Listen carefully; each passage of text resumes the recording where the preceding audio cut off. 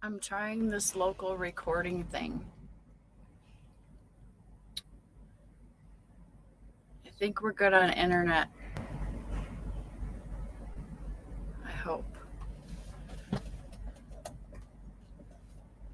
I really hope so.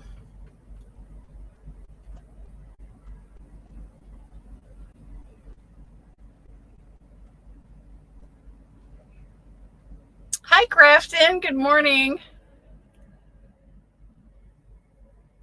How's the internet? Am I sounding okay? Let's do a little quick check. Checkity check.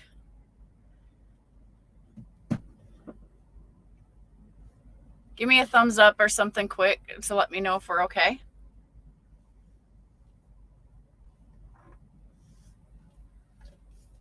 Guessing that means no.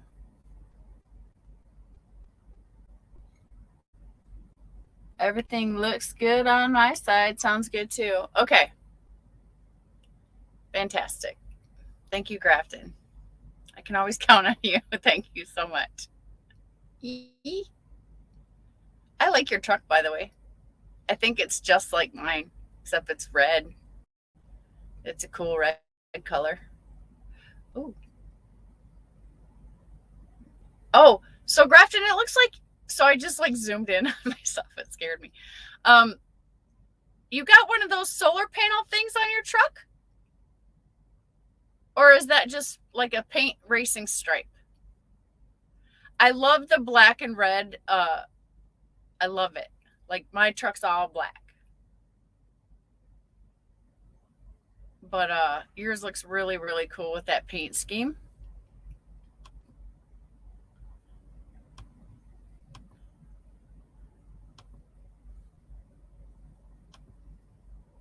Kent is in the truck today with us. Hi, Kent. He's my neighbor, my sweet neighbor.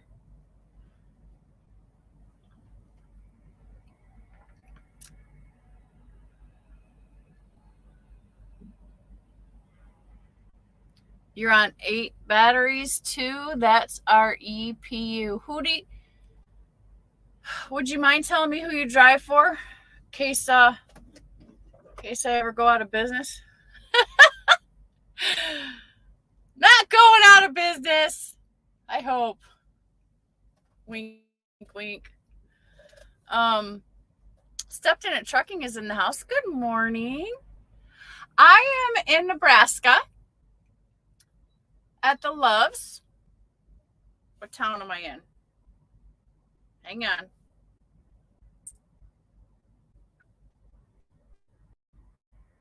Aurora. I'm at the Loves in Aurora, Nebraska. Where are you at today? Stepped in it. And great video, by the way, which I know I left a comment to you. I already told you that, but you do damn good videos, sir. I dig them. Fate Trucking, good morning. Where are you at today, Fate? I know you went through some weather. I'm over here in Nebraska where it's very cold. It's very windy, but it is absolutely beautiful outside. So I've been ducking out of the weather. I did do Minnesota though. Remember to go down to Mississippi? Oh, that was bad. That was bad. Grafton says it's new spam and they are the best trucking family I've ever driven for. I love them. Oh, is that right? See, I feel like that about JB Hunt, but I've only been to like a couple different companies, but I'm just saying for JB Hunt's sake, they made me an outstanding driver, and the work environment was absolutely super awesome. If I ever did go back to a company driver, I think it would be JB, because what I really miss out of everything is the rails. I loved intermodal work so much, surprisingly. I just loved everything about it. And the company absolutely just treated me so well. And I think I think if you work for a company and you actually work well and you play well with others and you behave and you do the job like the best that you can, I think that that creates good relationship and you have a smoother time at a company. Um, I always like do the best I can at whatever job I'm at. I mean, I've had some office jobs that had some really crappy bosses, so they didn't care, or I was held back from certain things or whatever. But so far in trucking, I've absolutely been able to put 1,000% forward in a whole bunch of different ways, and it's been a good practice for me. Let me say that. So I highly recommend it. Teamwork makes the dream work. Uh, Thomas Wilson's in the house, and let me welcome everybody. Let me scroll through and welcome everybody. I'm sorry. Grafton, Kent, stepped in at trucking, fate trucking. Sorry. Uh, Thomas Wilson, welcome Thomas. Thanks for coming in for coffee with me this morning. Provost is in the house. Hey Provost, good morning. And we got AP. Okay, so thanks guys. Thanks for coming in. Provost says, hey Thomas. AP says good morning.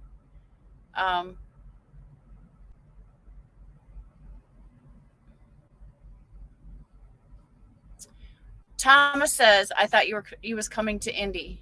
I am coming to Indy, but my load doesn't pick up until tomorrow at noon.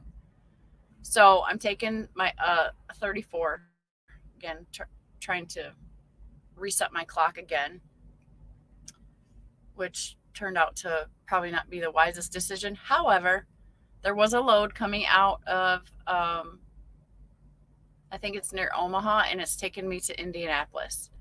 So I will be in Indianapolis by Tuesday. I'm trying to head home, and I think it's going to work out, but I'll only be able to stay home for like one day, maybe two. I'll do a reset at home. My neighbor Kent says, your luck, I shoveled snow at 4 a.m. Oh, it's good exercise for you, Kent.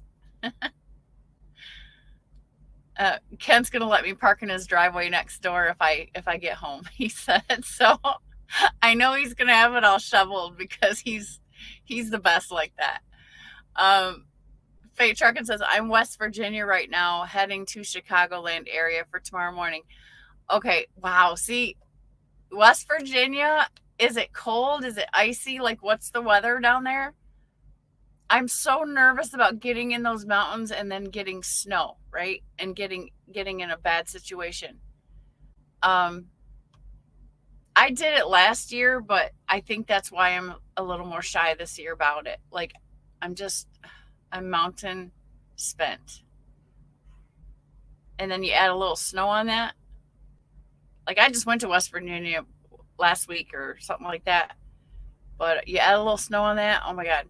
Grafton says, yeah, I heard the work environment at JB Hunt Intermodal was great. I talked to a lot of local and intermodal drivers in Chicagoland. I think they're good people. Yeah, great shop, great people. It's great. So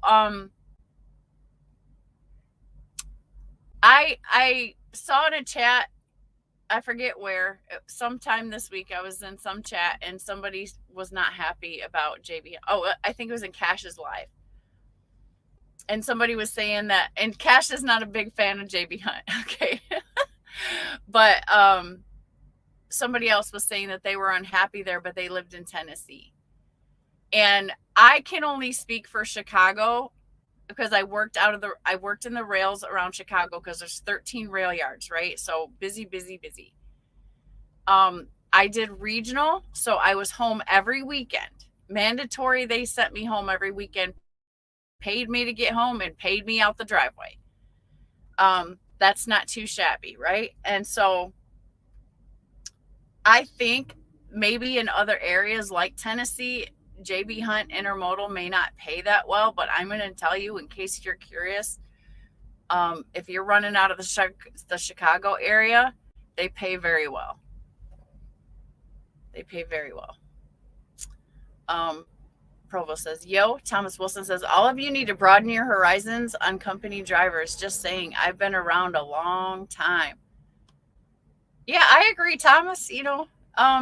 People are trying stuff out and hanging in for a while, and they'll change when they get tired of it and stuff, I think.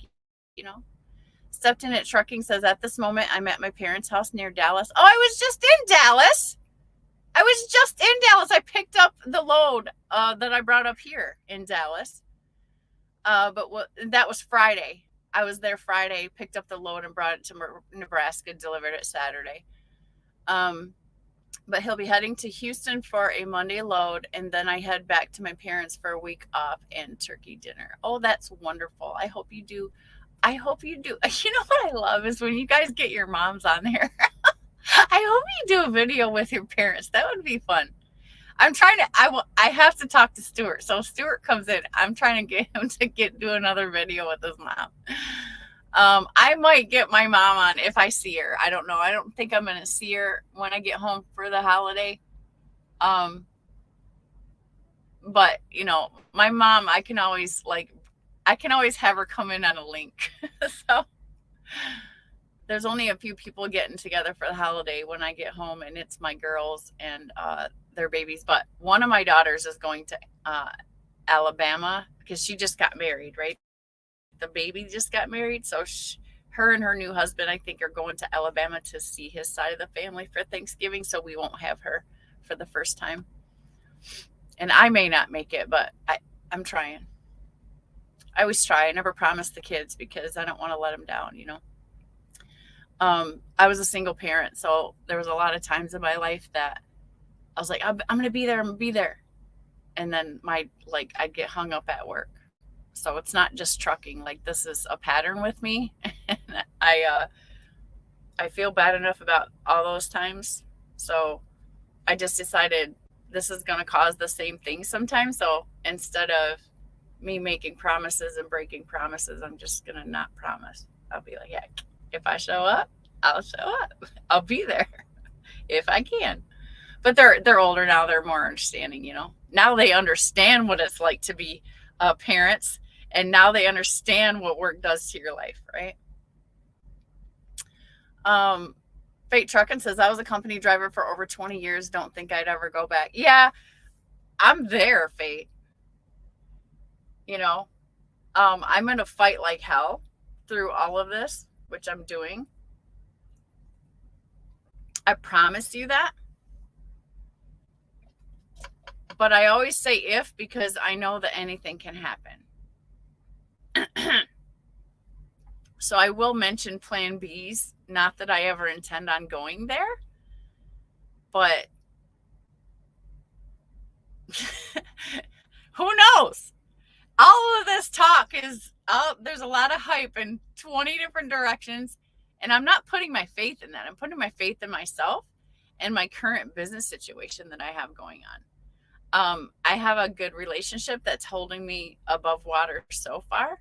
Not too far above water, but I'm making it. And I'm hanging tight with that right now, All my eggs are not, and I don't know what you're thinking. Don't put all your eggs in one basket. And I'm not. I'm working with just a small handful, okay? Trying to be smart.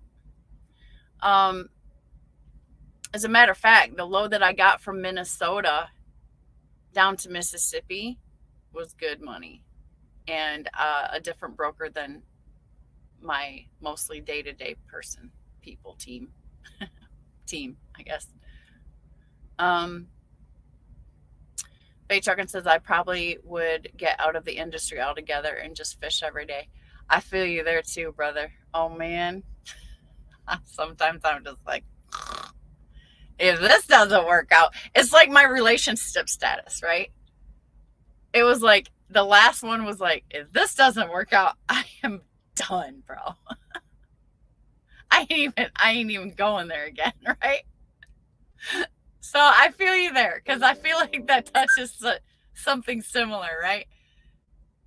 Like if this doesn't work out, I'm done. But I don't think that's true because I'll tell you what. I've fallen in love with logistics. So I love the truck. I love trucking. I love building my own little business. I love all of this stuff that I'm doing. I love the challenges. But I'm also looking at other things like other positions that people are holding or other spin-off businesses that feed off of this business that are quite interesting that I think that if I ever did have to get out of the truck or whatever that I'd like to try doing, you know? Like, maybe some brokerage stuff. Um, you know, I like that. Or dispatching looks cool, but I don't feel like I have enough experience to dispatch several trucks. However, I'm trying to do the best at my truck because I, if everything goes well and we expand, I do want to get another truck and another driver and maybe dispatch my own 2 trucks. And we'll see where that goes. Stuff like that. Grafton's laughing at me, which is totally fine. I hope I'll get some coffee. I got a couple things to talk about, but let's get our hellos in and good mornings. Thomas Wilson says Facebook. Oh, fate. I think he means fate. I did 30 years and got a pension for it. That's fantastic, Mr. Wilson.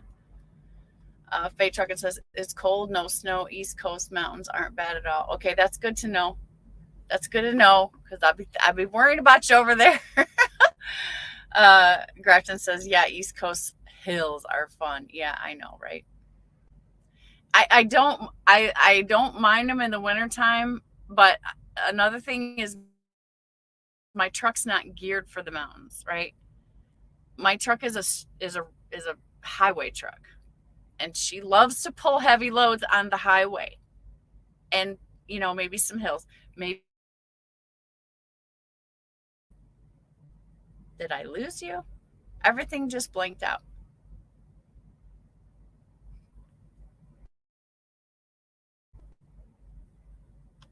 I can't get lucky with the internet, I tell you. I got a great signal. Let me close a window. Maybe let's see if we can help ourselves here.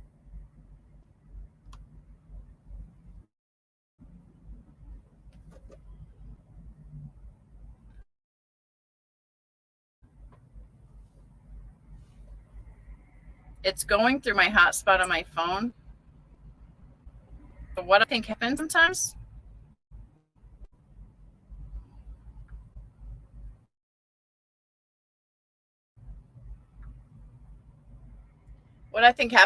is when I get a text or an email and these notifications come in, I think it affects our StreamYard.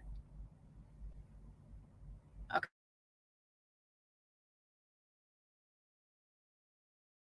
Union is crooks, at least the local I belong to.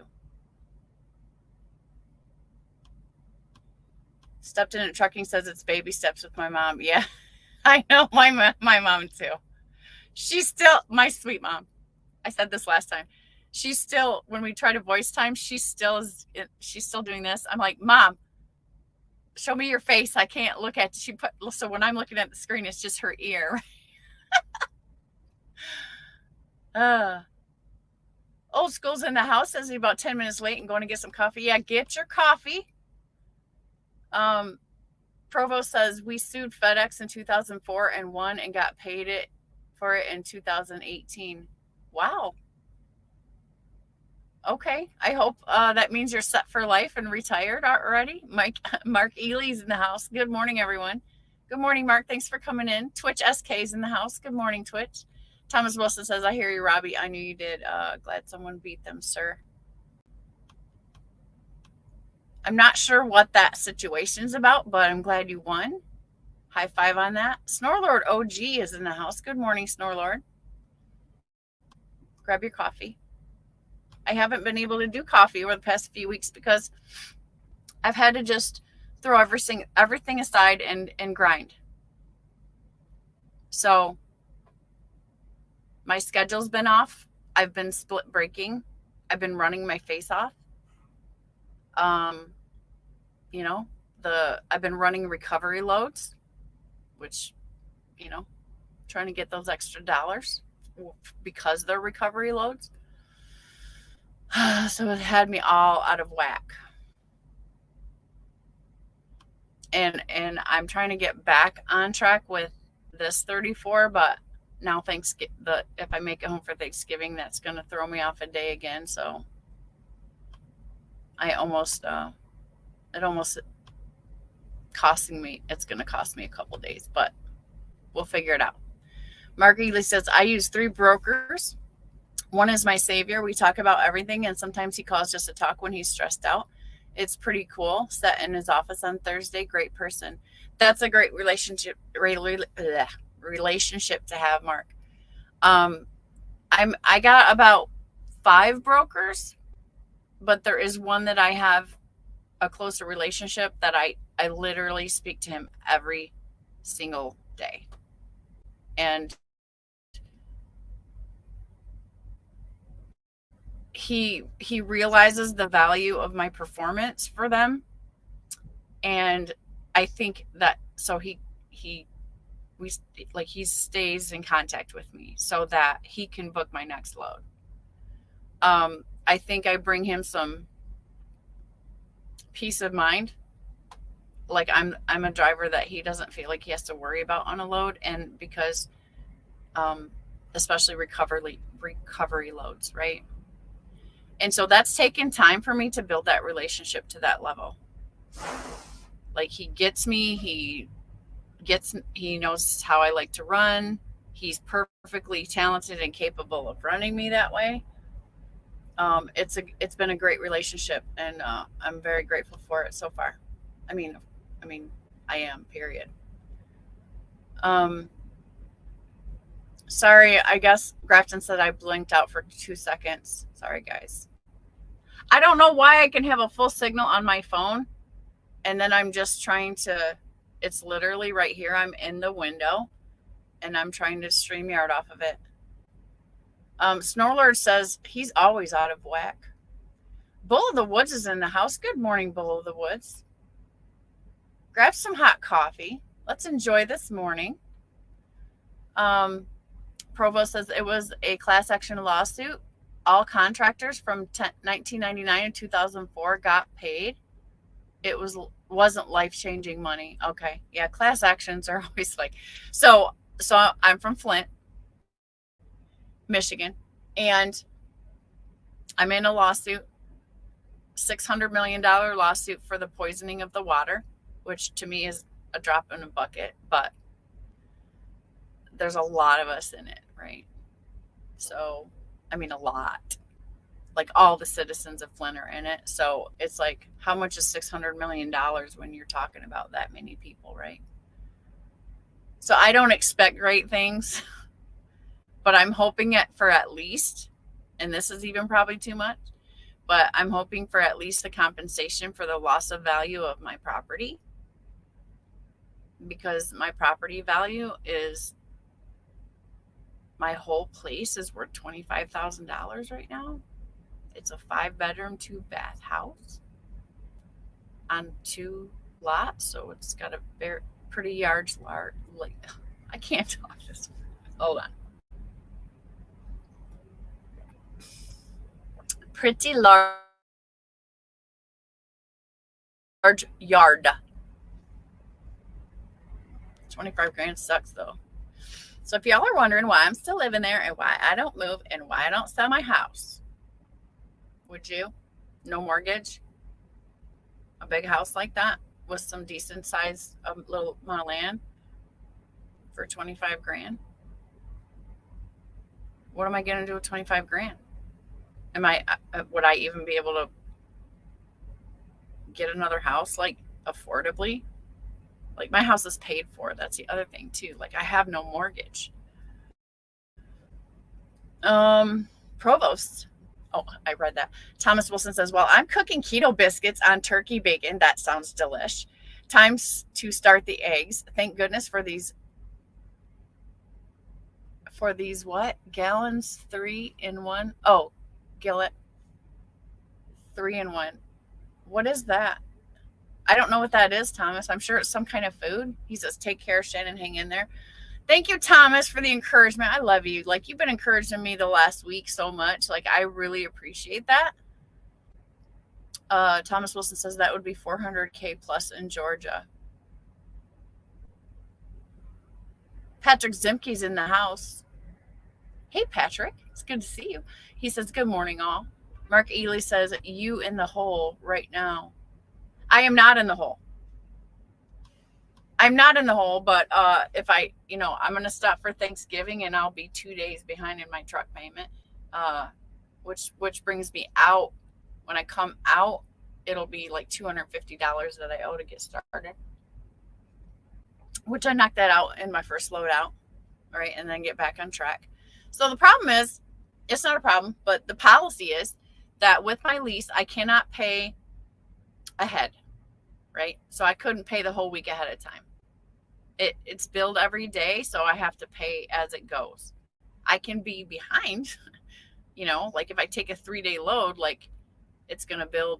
And then when I settle that load, it takes it out and catches it up, right? You can do that, but they won't let me pay ahead because it's an active lease, right? I have a 2-year lease, 2-year term. I'm 1 year as of November 11th. I'm 1 year down. So I'm halfway through it. Oh, yay. I got through the comments. Okay. So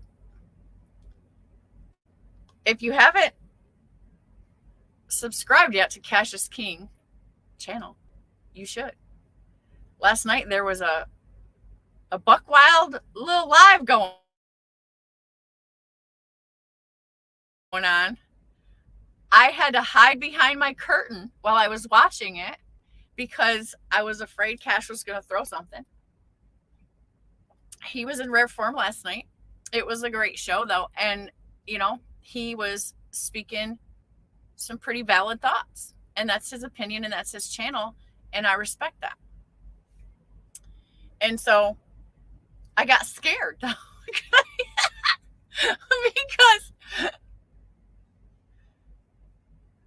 Cash is like, Cash and Snorlord are my happy place, right? And Cash is one of my happy places. And he's always so funny and joyful, right? Yeah, he does get down to business. But last night, I think I saw smoke coming out of his nostrils, and I think I saw a vein coming out of his forehead, and maybe a little horn was starting to pick out, or he was turning green into the Incredible Hulk. And so it was an amazing show. Oh, what'd you send me, Snorlord? I got do not disturb on, so I didn't get it. Trying to keep us in line here so we don't blank out. So Mark Ely comments and says, Cash last night was on fire. I loved it. Cash is always honest, and he was on fire. He was so on fire that DIY had to come in next to the fire and get warm. So I love seeing those guys together. They'll say what we're thinking, and they're not afraid to do it.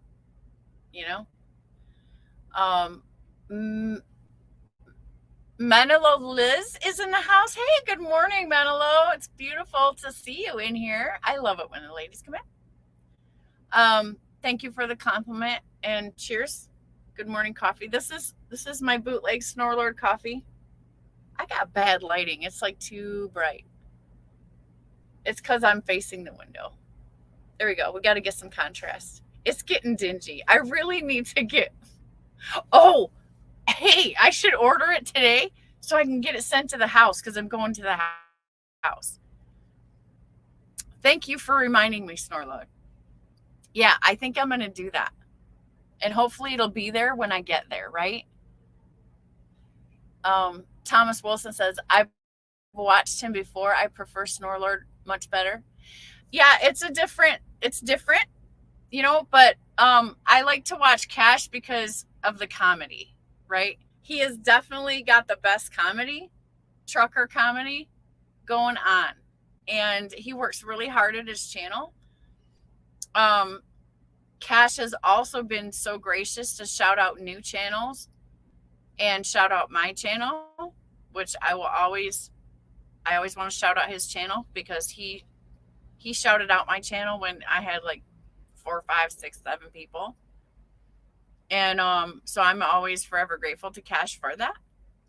And so I want to always shout him out too. But I also, I'm a channel member there, and I just try to give back to him as much as I can because he gives so much to all of us. And that's how I view it. I just love Cash.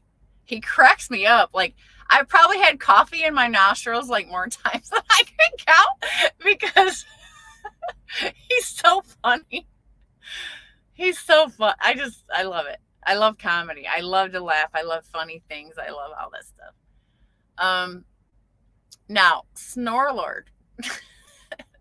Sometimes he cracks me up too. I smile a lot when I watch Snorlord's channel because I think him and I have the same sense of humor. And I just get Snorlord. I get him.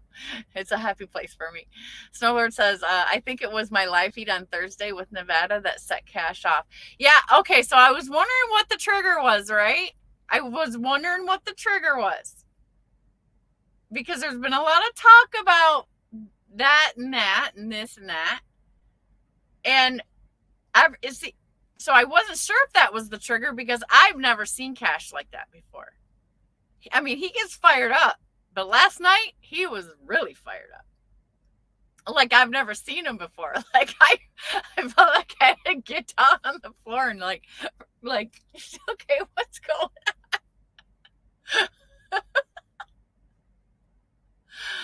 on? So that's a good theory, Snorlord. That may be it. I know they don't want to confirm or deny anything like that. I know he was just trying to get a point across, generally.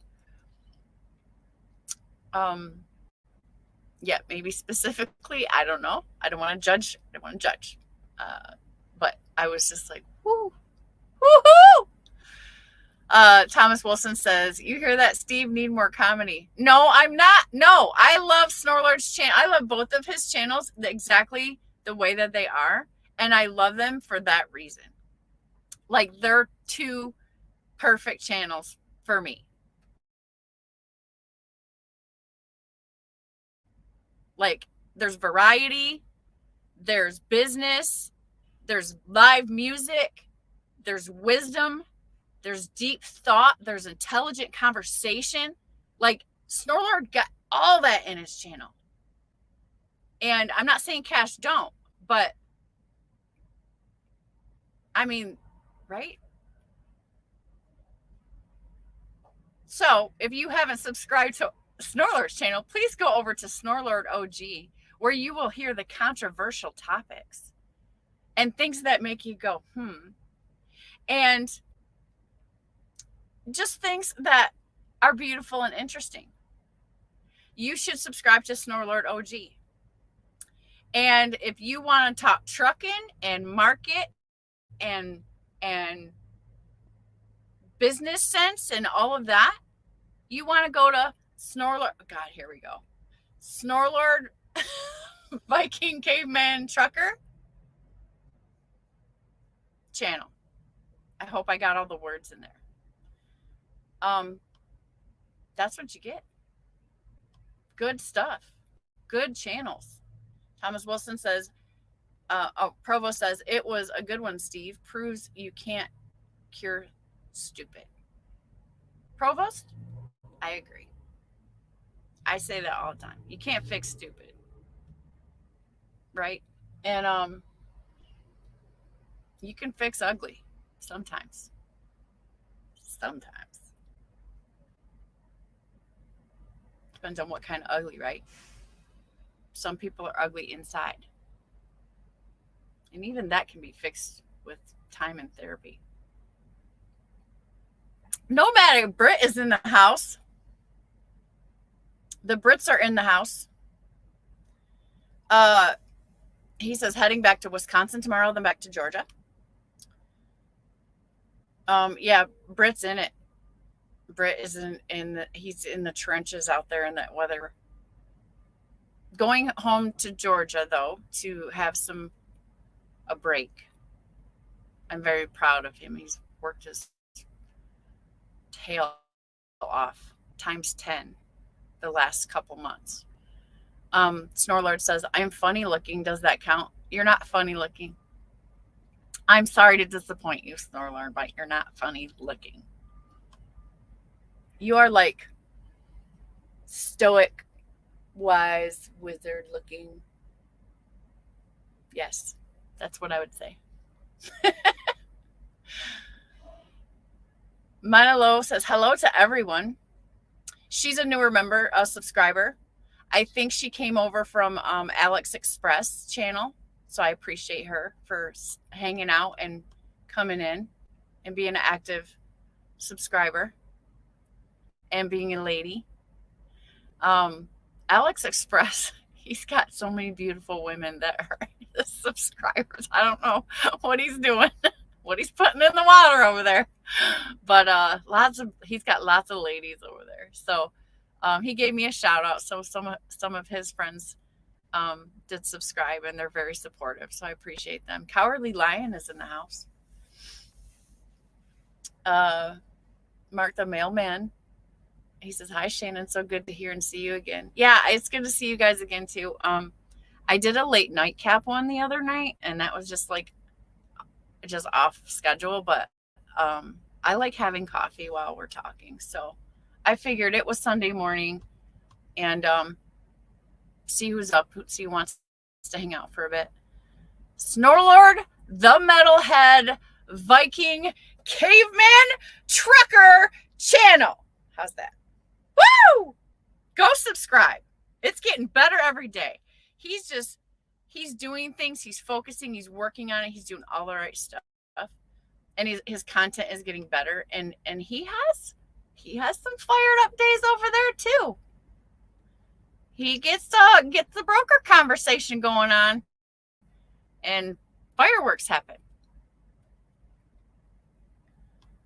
And then he gets out the guitar. I don't know. Do you do the guitar on the Viking Caveman Trucker channel? I forget which channel. I think so though. But yeah, he gets out. He has a few drinks. He gets out his axe, and he starts wailing. Right? It is super cool. Especially if you like metal music, like you can just turn that stuff up in your truck, and yeah, it is really cool. And he just goes like this, like he makes it look so easy. Like, la la la, I'm Snorlord. This is easy, and it jams, and it's awesome. And you know, I'm just kidding. He doesn't act like that, but he makes it look so easy. But he rocks. Like he totally rocks it out. So that's kind of interesting. I mean, it's very interesting to me. I just think it's cool. I love to see your guys' other stuff that you do, you know. Old School New School says there's a faster way to fix inside ugly. It just isn't legal. Amen. I didn't want to say that, but I'm glad that you did. Snorlord got a kick out of that one. Thomas Wilson says, Nomadic, you need to be in Lawrenceville when I pick up my new vet. Are you getting a new Corvette? Oh my gosh, Mr. Wilson, that's amazing. I'm happy for you. Congratulations, because I know, like, I see them being carted around here. They're sweet. They're sweet. Nash Chevrolet. Oh, awesome. Congratulations, Thomas. That's great. You have a great first name, by the way.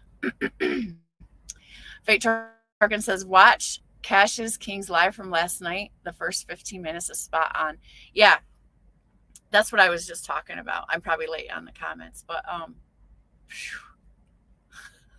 was like, what happened? to make Cash this, like, turn into this kind of crazy. But I understand, he's a professional and he's seeing all kinds of truckery going on out there, right? I can understand how it makes you guys probably feel, right? You know?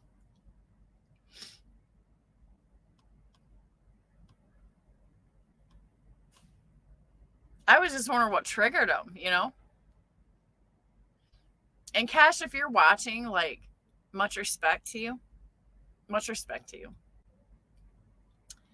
I know you're so nice, and sometimes you hold your tongue.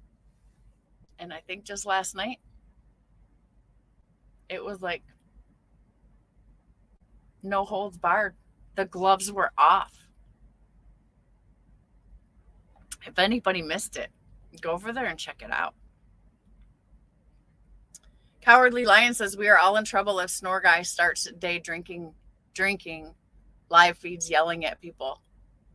Snorlord doesn't yell.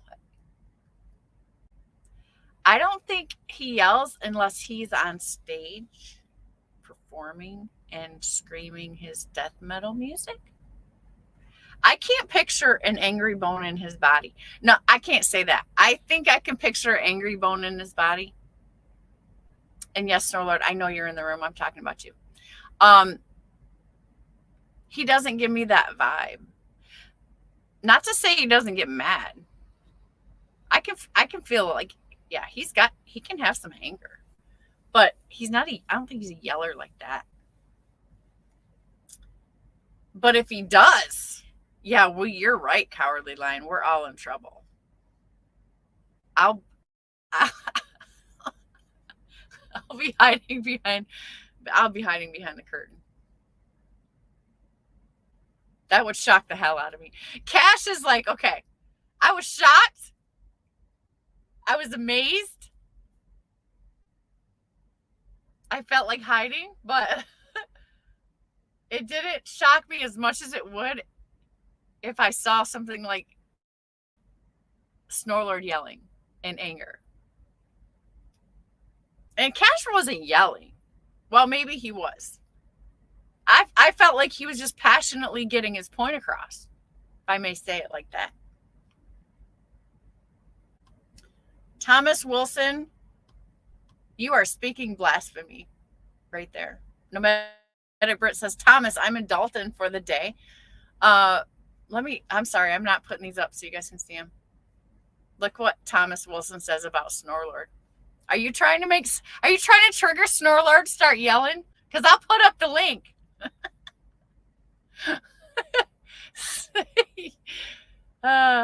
Nomadic Brit says, Thomas, I'm in Dalton for the day, but then back out until Christmas, but we'll definitely hit you up for Christmas. Yeah, I haven't decided about Christmas yet myself. I don't know. I'm in like survive the storm mode right now. And I feel like we're facing this until like second quarter next year. Based on my discussions with my brokers, right? Provo says, me either, Thomas. 4 loads this year so far. Really? Provost? Fate says, sorry, metal music is not turned up in my truck. Well, Fate, you don't know what you're missing. No, I'm just kidding.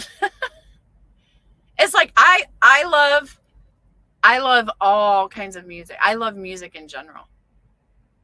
I'm a very spiritual person, so I go by like how it makes me feel, you know?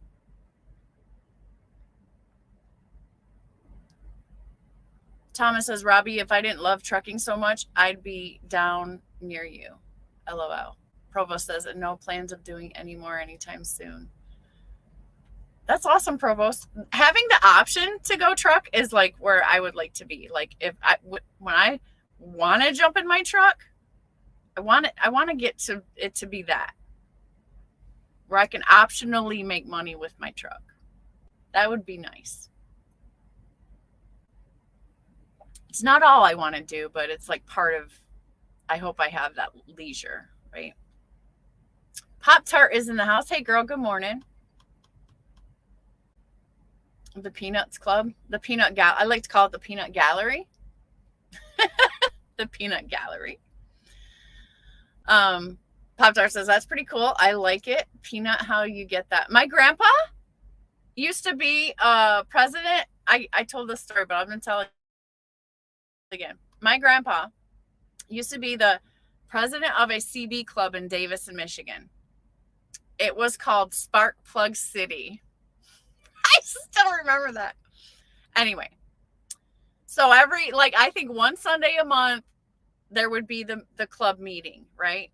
And grandma and grandpa would have me because my mom was working or whatever, and so they would put me in a little red cowgirl outfit with some cowgirl boots and my little cowgirl hat, and my CB handle was Peanut. That's the only CB handle or nickname that I've ever been given that was like official. So that's where I come from. That's my handle, right? Since I was a little girl. So hey, you know what? I'm going to go with it. Dodalina's in the house. Good morning, sister. Good morning, everybody. Snowlord says, oh no, I can yell. I put up a link, you can prove it. Thomas says, I've seen him pissed off. Well, that's not what he wrote, but yeah, I'm going to say pissed off. Thomas, were you the one to tick him off? Truckers Education Network is in the house. Hello, Flintoid. Good morning, Mr. Lake. Thank you for coming in. We're having some coffee. I hope you got some. I don't know if you drink coffee, but whatever you're drinking, cheers. And good morning to everybody. And so I know it's time for church, and you guys are going to have to, or spending time church, you're going to run out. I just wanted to do some coffee time, and I wanted to wish you all a great week. I'm not going anywhere yet. I'm just saying the purpose of this video. And I had some time. So I appreciate y'all coming in, and I hope you are getting your wheels turning and your brains moving and woke up and getting ready for a blessed day. Truckers Education Network says I will send you a few bottles of the water. Thomas says, Jeff, I know what's wrong with you now. You drink that Flintlock water. Jeff says I'll send you a few bottles. Thomas Wilson says you love dance floor music. I love a lot of music. Like I love music so much. Like I know a lot of music trivia, and I was the MTV addict, you know. And I just love music. I definitely loved the music videos. I loved MTV when it was MTV. Remember that? I don't know whose great idea it was to change the platform. Good grief. What a mess. And maybe they're making more money. I just don't feel like I like it after they started changing things like that. Like, no. To me, that was not a good idea. Pop Tart says you got a cool nickname, Peanut, and don't forget where you come from. Amen. Amen, girl. No matter. Britt says gotta go for a shower and do washing while I'm at this Corey OC. Yeah, get your business done. That's what today is. I got some paperwork that I gotta do. I am gonna listen to church. I always do on Sunday and several days out the week actually, but I'll catch a Sunday service today. But I got a laundry today, and I'm gonna cook something. I'm probably gonna order my groceries, get all stocked up, and then I gotta file some things and get organized. Trucking Education Network says, getting ready for church. I will pray for your success. Please. And I will pray for yours, Jeff, too. I pray for all of us, actually. I really do. Like, I keep that in my prayers. Like, we not only need God's guidance and safety, right? We need to stay safe and alive and healthy, and profitable. Thomas says, how many on here have been to a CB shootout? Vans and SUVs and pickups pushing 10K to 20K watts to see who could talk the furthest. Oh, I've never heard of anything like that. That sounds different and interesting. Dodalina says, Snorward yells like AC/DC sound. It sounds cool.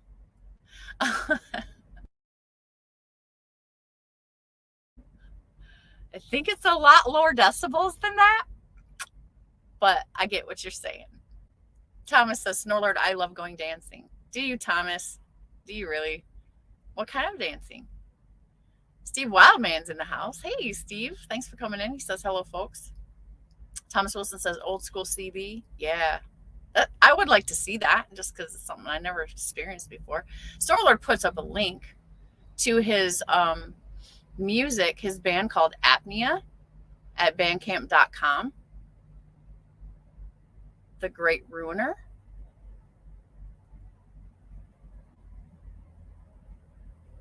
I think that's the song, right? Steve Wildman says, thanks, Snore. I will check this link out. Yeah, check it out. Everybody, you want to hear some music from the Snorlord and from his band, Apnea? Back in the day, you can check out that link. Snorlord says that link is for Fate Trucking. Snorlord and for Steve, and it's for anyone, but especially for Fate. Fate, check it out. Fate, check it out. Turn it up. Give it a chance. You might just like it. Like, expand your horizons. I think Fate likes rap music, if I remember right. And some of the music that he puts up on his channel is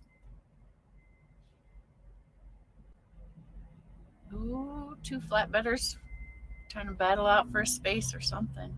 They're honking. Anyways, spaces are tight around here.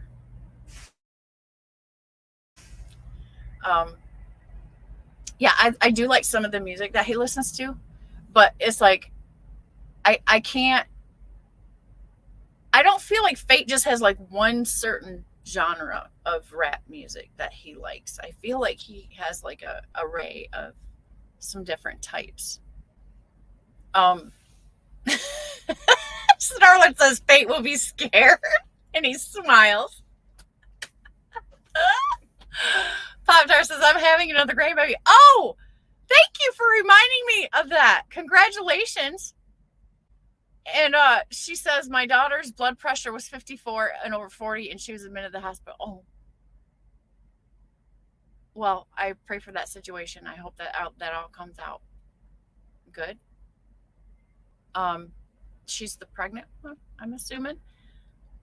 Okay, so that reminds me.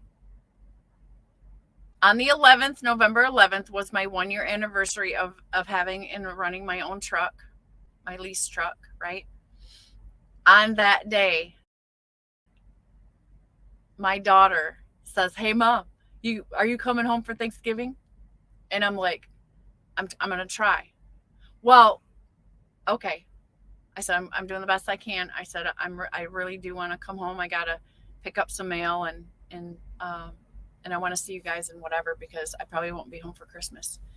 So the next daughter calls me, Mom, are you coming for Thanksgiving? We're just trying to find out. I'm like, what? What's the pressure? Like, we don't do this, right? We don't jump up and down over holidays. So now there's like all this pressure, right? So I'm like, now you guys are acting weird. Like, what's going on? She's like, well, I'm going to make an announcement, and I just want to make sure I know who's going to be there. And so now, mind you, I just married off all my daughters. So the announcement's not, hey, we're getting married. There's only one other announcement this can be. So my middle daughter, who has the youngest grandson right now, he's little over 1 now. maybe 1.5. I said, so before she says anything, I said, who's pregnant? No, I said, you better tell me what it is. She's like, well, no, we just want to know if you're going to be there. I said, Eden, who's pregnant? Then I get the little snicker, right? I am trying to reduce this glare. So I get the little snicker. She's like, well, I didn't want to tell you until I wanted to tell it right. I get the whole story. So I found out that I'm getting another grandchild. This will make the 5th one. And my youngest baby that also got married this year has not had any yet. Okay?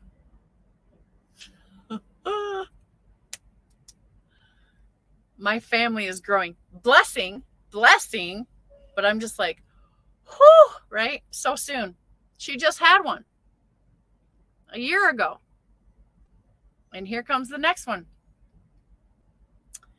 Pop-Tart says her daughter's home now. Okay, great. Dodalina says, have a great day. Okay, Dodie. Thank you for stopping in for coffee. Truckers Education Network says, our church needs a snore lord in the band. Yeah? I wonder if Snore Lord has any future plans to do, to be in the band at church. I don't know if his church has a band. Hey, Jeff, maybe you could hook up a special appearance. Maybe Snore Lord could have like a be the guest worship leader, right? For a Sunday. Or for the youth, right? The youth group. That would be cool. Thomas says, I admit I burnt the eggs talking on here. Oh, I'm sorry, Thomas. Did we distract you? Steve Wildman says, prayers for Pop-Tart's daughter. Yes. Jeff says, could you picture Snorlord singing Amazing Grace metal style?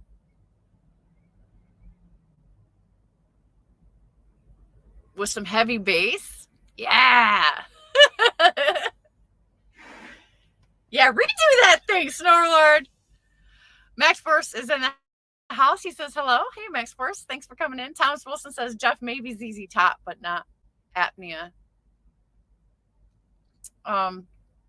I believe in Snorlord. I think that he can do it in only the way that he can. I believe in him. I say go for it, Snorlord. He's probably not in here anymore because he's not commenting on this. Chicken Hawk is in the house. Good morning, Chicken Hawk. Thank you for coming in for coffee. Steve Wildman says, Chicken Hawk. Hi, Chicken Hawk. Truckers Education Network. Jeffrey Lake says, our church has a band and they do live YouTube of the service in case you can't make it. Oh, okay. You should send me a link. Maybe I'll check it out. Because my church does that too. But I listen to church services like all week. Like, I keep myself going. So I listen to different churches. Chicken Hawk says, hi, Steve Wildman, headed towards North Carolina now. Hey, that's the other thing I want to talk about. Sir says, church is no place for a mosh pit, Shannon. Just saying, hey, I think however one chooses to worship, it with the big man. That's my opinion. That's how I see it. So if you like to mosh to some Christian death metal music or anything that's in honor to the Lord, then mosh the best you can. That's what I'm saying. Do it unto the Lord and just go get that thing. If that's how you express your love, go do it. Why not? I don't think there's rules on that. I mean, maybe there isn't some religiousness, but that's religion. Religion will put you under all kinds of rules and expectations that God never even has for you. So, There might be a church out there that does that. Oh, sir. I bet that'd be an interesting Google search, right? To see if there's actually one of those out there. I ain't mad at nobody who wants to mosh for the Lord. You know, why not? Old school, new school says, I upset most preachers and religious types with my outlook on things. Don't intend to do that until it's pushed too hard. I don't think anything should be pushed, right? People have opinions, and there's people who can listen to others' opinions without letting it have power over them. And then there's people that always want to control other people's opinions. Those aren't the people that you want to share your opinions with. You know, I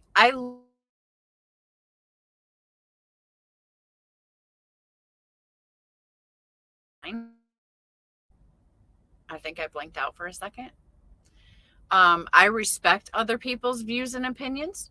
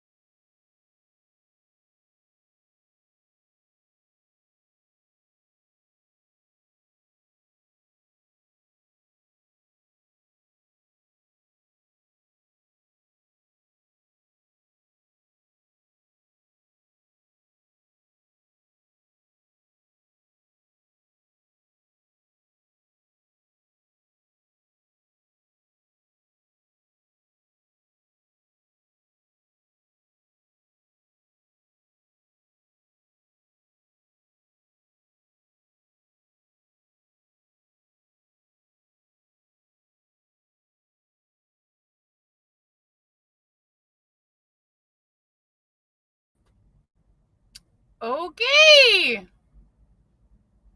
There's two of me in here. How's that?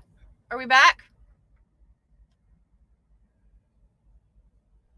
Somebody give me a thumbs up if we're back.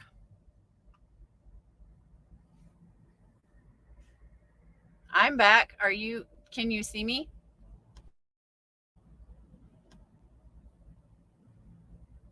Somebody give me a thumbs up if you can see me.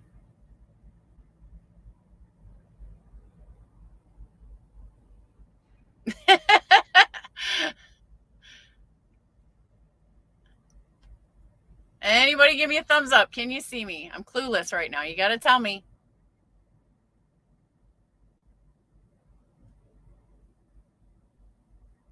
Okay. Thank you guys. Okay. So I was saying, if whatever people's opinions are, I love them anyway. Okay. I don't want to judge anybody.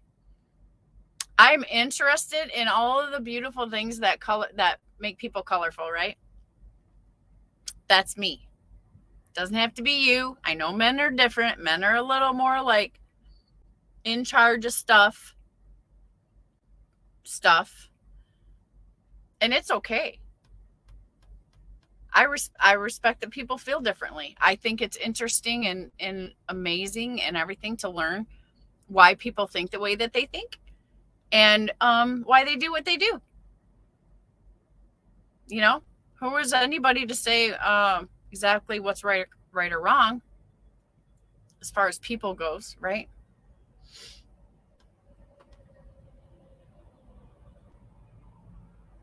Chicken Hawk says we are just stopping for fuel at Kinley, North Carolina. Okay. Chicken Hawk says we do dedicated LTL route to Philly every Sunday. Oh yeah, that's what I was getting off on. So last night, listen to this, guys. I failed. I failed Sterling. I was so wrapped up in watching Cash's video last night. And I think I got hyped watching it. And so I fell asleep. I was ready. Because Sterling had a ladies' night last night. And we've been kind of toying with this idea where we get all the ladies in and we play a fun game and he's going to host it and all this other stuff, right? Well, we did that last night. Well, I mean, I was supposed to be there last night, but I fell asleep after Cash's live. I missed Snorlord's live. And then I was asleep when Sterling finally came on. Now, let me say, Sterling did come on late. So I think Trucker Gal was invited. I think she was planning on coming anyway. So Sterling had some family things going on yesterday, so he started it late, right? I think we were all passed out by then. However, Special K, Chicken Hawk's queen, who is super cute, and I just loved seeing her and actually getting to listen to her talk and all that. Mrs. TT, Danny, Mrs. Nevada, and Hot Seat was her debut. She was on camera in Sterling's live ladies night last night, and that was cool. I, however, who was so excited about the whole event, was passed out. I missed it. They're waiting for me to come in there, and I was out of logs, man. So I missed it. So you won't see me there, but it was super fun with the ladies. He did trivia questions, first person up to 20. Won the game, and then he ended it. But it was fun to see the beautiful ladies that participated last night and joined together. Sterling was all dressed up and cleaned up, and he did a really great job. Like, I watched it. I woke up at like 1:30 in the morning. I texted Sterling right away and was like, oh my God, I'm so sorry. Like, I fell asleep. I don't even remember falling asleep. All I remember is I was watching Cash, and then I don't remember anything after that. So that's what happened. I failed. And I missed Snorlord live at the same time. But I watched them both this morning, and they were both great. But yeah. So go to Sterling Trucking Delivers, watch Ladies Night. I'm hoping to have another one. I'm pretty sure Trucker Gal was probably asleep too, and that's why she didn't come in there. So, but it was a fun first run. And Chicken Hawk's lady, Special K, was kicking butt in there. Hot Seat, all the girls were kicking butt. Danny ended up, I shouldn't give it away. Anyways, go watch it. Mrs. Nevada, though, like, everybody was starting to catch up neck and neck. It was good. Steve Wildman says, Kinley about 160 miles from me to Barker meetup. Thomas says, call me old, but I absolutely love Elvis Presley Christian music. Makes my heart sing. Yeah, I love, it's always good listening to Elvis, I think. It's always fun. I think I don't like as he started getting older and stuff like that, I like the love songs. I like the hot stuff that he did. Remember those old Elvis movies? Like, there was so many where he was like, I love those. I haven't seen none of those in a long time. But yeah, that was always fun to watch. Steve says, yes, I knew you have a sweet route. Way to go. That's to Chicken Hawk. Thomas says, there went the internet. I think I'm still good. If I'm not, let me know, because I'm just a talking up here. Steve Wyman says, I will head out Monday anyways to San Francisco to see my daughter. Oh, that's good. That's awesome. Chicken Hawk says, yep, way northwest of you. I'm going to fly into the airport by your house one day, Steve Wildman, when I go to see the Wright Brothers Museum. Chicken Hawk did a recent video of his flying. If you guys haven't seen that, go visit Chicken Hawk's channel. It is super cool. I think that Special K was with him. Beautiful flight. And it's just super cool to see Chicken Hawk, who is a trucker and a pilot. And, we're trying to get him to do more on his channel, and he's trying. So I appreciate that effort.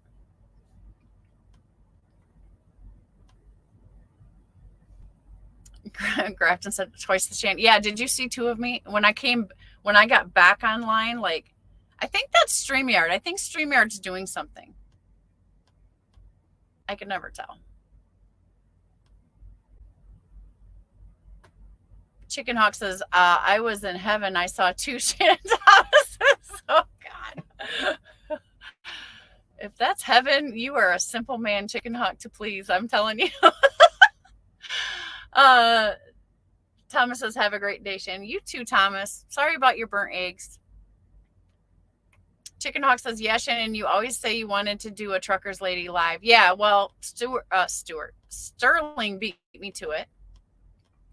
And it's okay, because I figured, well, when we talked about it and the first time we had the idea was that Sterling was going to dress up like a trucker lady and he was going to be the hostess. And so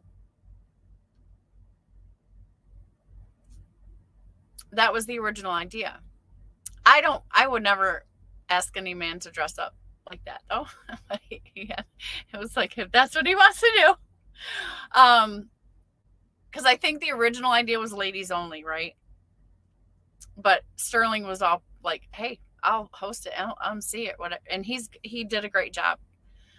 So I just didn't get to it yet, I got lots of ideas for my channel that I just haven't got to yet because I'm trying to run my business first, Lots of fun stuff, though. Old School says, didn't the two Shannons remind anyone of the redheaded Doublemint twins? I don't think I could recreate that again. Like, that was a glitch. Truckers Education Network says, have a blessed day, Shannon. You too, Jeff. Thank you for the prayers. I feel like that's, probably awesome because I'm sure God listens to you.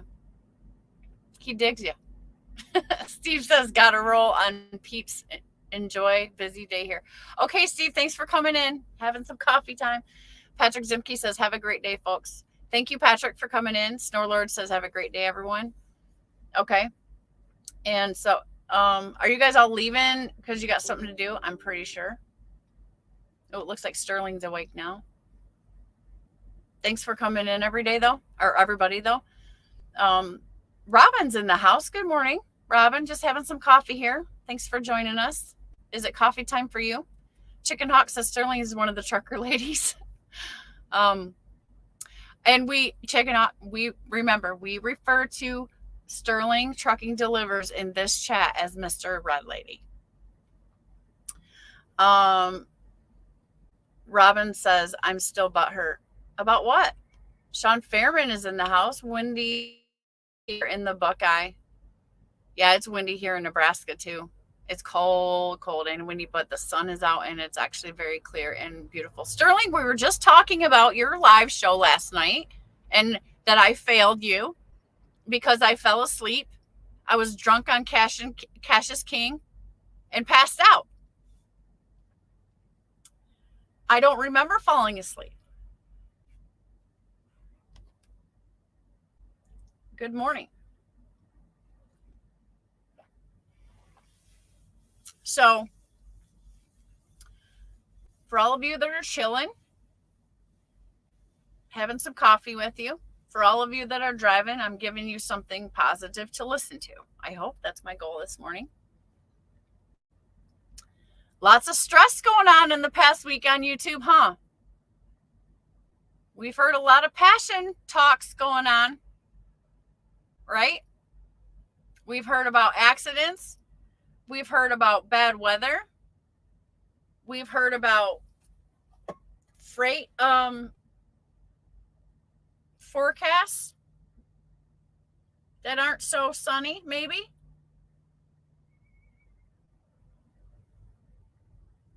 We've seen gloomy load boards,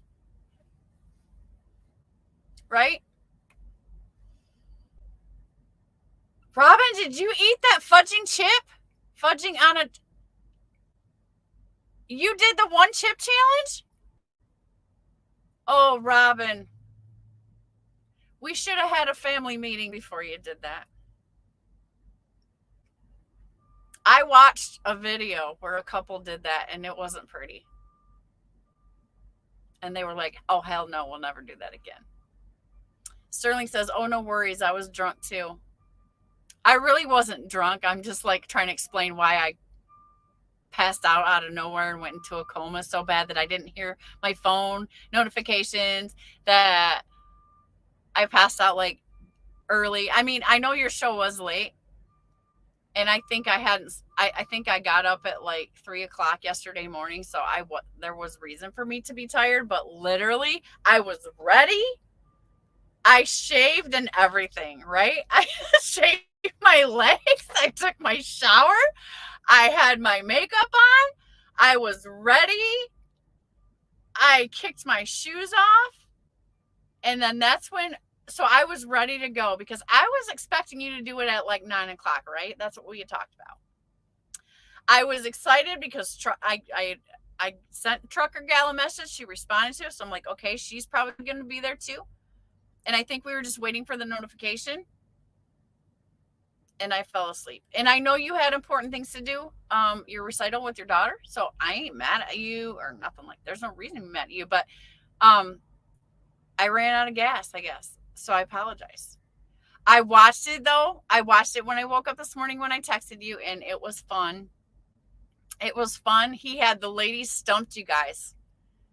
It's going to be good for you to watch during a drive. So if you don't watch it right away, then, you know, you're going to want to watch that on your drive because it was a fun time and the ladies had a good time and it was good to see each other. And we met Hot Seat, guys. We got to see her. She's a lot of fun. And Special K is a lot of fun. And Danny, Miss Nevada was there, and Mrs. TBT, and you already know that they are a lot of fun. So I think it was great. It was a great show. It was a good first run. Sterling did not go all trucker lady costume, which is okay. He was looking very handsome as a host. And I thought it was neat. So when I was watching it, I'm like saying my answers, right? I'm trying to think. I could have been in a little competition in there.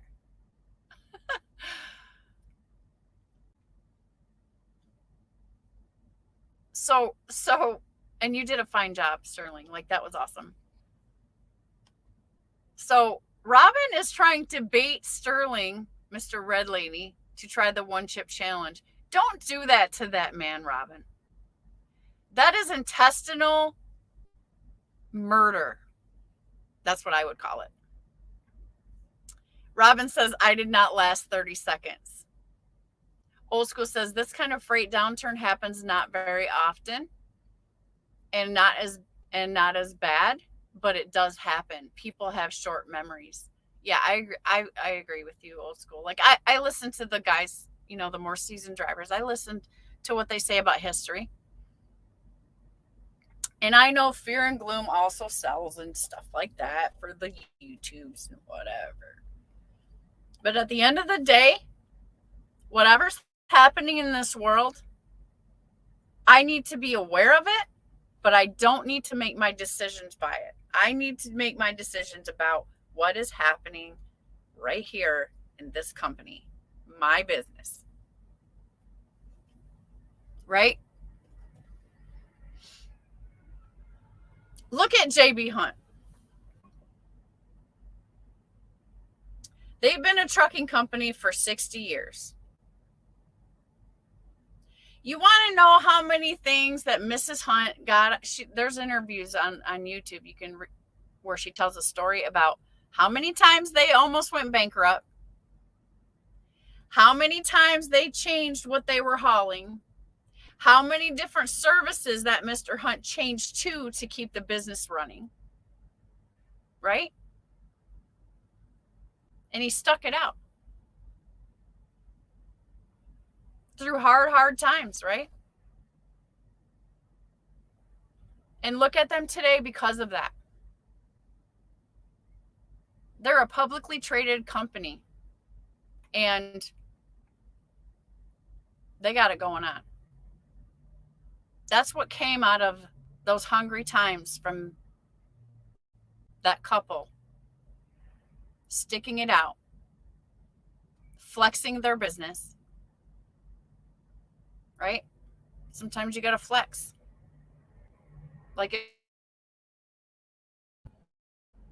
And I have to start baking brownies or whatever to keep my business alive. I'm willing to do that. If I have to drive Uber to keep my business alive for a period of time, I'm willing to do that.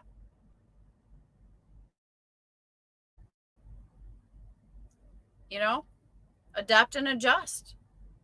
You can always figure out when to go back. My main thing is keeping my business alive with whatever we have to do.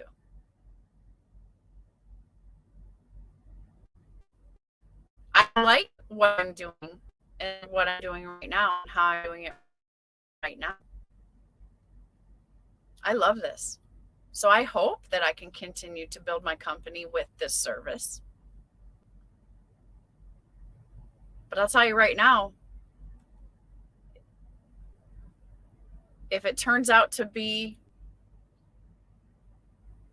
if I got squashed on it, right? I promise you I will do something else to keep my business alive. I won't go out of business. And it could be something completely different. It could be something completely different. Jerome Jones is in the house. He says, I'm late, damn it. It's okay. This is Wakey Coffee. I'm not on any certain agenda except for just having Sunday morning coffee before you guys go to church. Get your coffee going, get a little ready for the new week, ready to hustle, ready to, if you're going to church, go to church. Do it. So, yeah. And I missed you all. Robin says, I should have worn a dress before the one chip. No, Robin, I think you should have taken something that lined your stomach walls with that protectant. So it was protected before you ate it. Old School says, same thing with Schneider, National, and Swift. Yeah. Like, guys, we're business owners, right? This is a valid point that came out of, what DIY was bringing to the table in Cash's Live last night.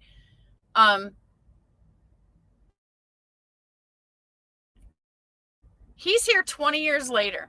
This was DIY's great point. I loved. I was like, I want to smack the screen and say high five. To get to where he's at. You think one time or one season or maybe two or more that he hasn't seen the downturn and crawled on his belly to survive, to make his business survive during that time? If you think that, then entrepreneurs are special kind of people for their tenacity, right? And persistence.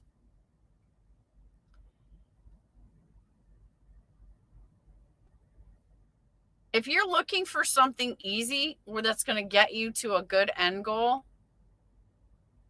trucking can work out easy for you. But I don't believe that there's not going to be, because we're working in a free market, I don't think there's not going to be seasons of challenge. Right? Nothing worth having is easy, my opinion. Like, the best things in life are the things that you have to bite down and dig in your claws and hang on tight and ride that ride. Even the start place in the stock market is like that, right? Your investments are like that. Do you hang in there? Like, how do you handle your investments? This is an investment. And I'm not trying to make a lecture. I'm just saying, like,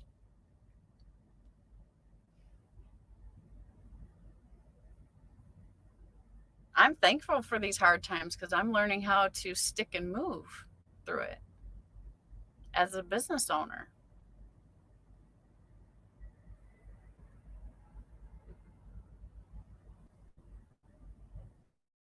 I'm very fortunate that I don't have a bunch of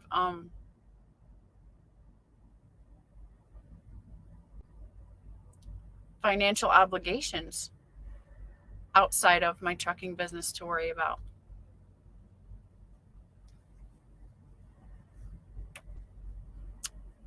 Robin. Robin! I'm not saying this.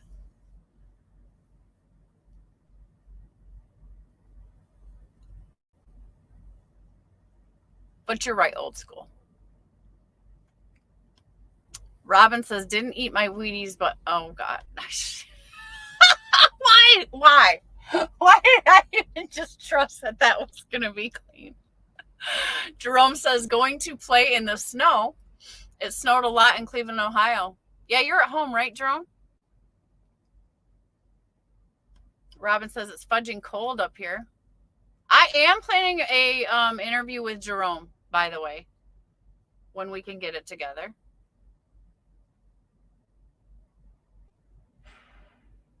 We've been trying.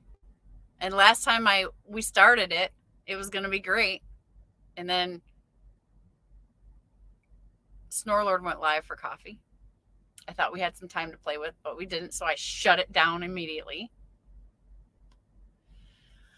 But I still want to do that, Jerome. I'm on a 34 for the rest of the day and into the morning. But you know, morning coffee with Snorlord's going to start tomorrow, so I don't want to try to screw that up again. So let me know what your day looks like. Chicken Hawk says, I've had my own authority for 25 years. That's awesome. And seen a lot. Yeah, I bet. Chicken Hawk, when are you going to come on my channel so I can interview you? Robin, don't be gross no more. It's too early. The missus is in the house. Can you believe he just let that out? Sandra. Sandra's got her hands full with that one, you guys.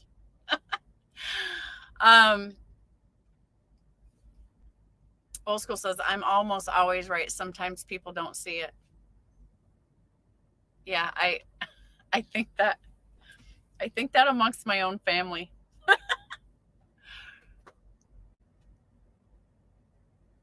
Robin. No, Robin. We're not going to have this conversation in here, Robin. Big Smoke is in the house. Damn you. What does this mean? What does this mean, Big Smoke? Oh, sexy. Oh, I get it. I was like, what is that? Big Smoke, are you a trucker? Where do you hail from here? I thank you for coming in, but I need some background. Thank you for that compliment, I think.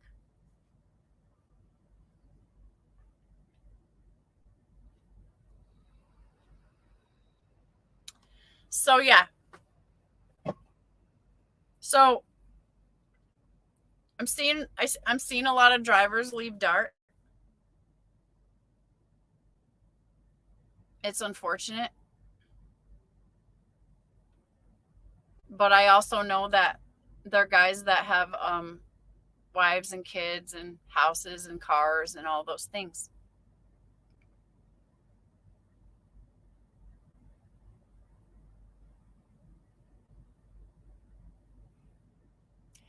Rob, what? Sandra, what did you say? I don't know what that means, Sandra. I'm not going to put it up. You guys are in your own little conversation there. I'm going to put this one up.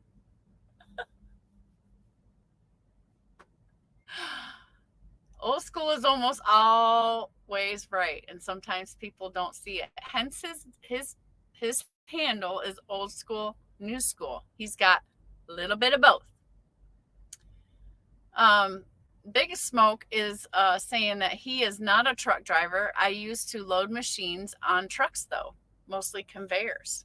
Okay. What kind of coffee you drinking today, Big Smoke?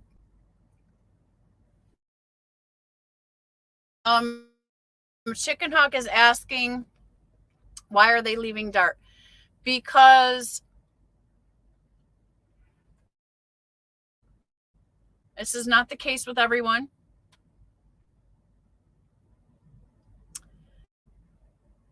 I think there's maybe a couple different scenarios. Some guys have gotten over time in the hole with their maintenance.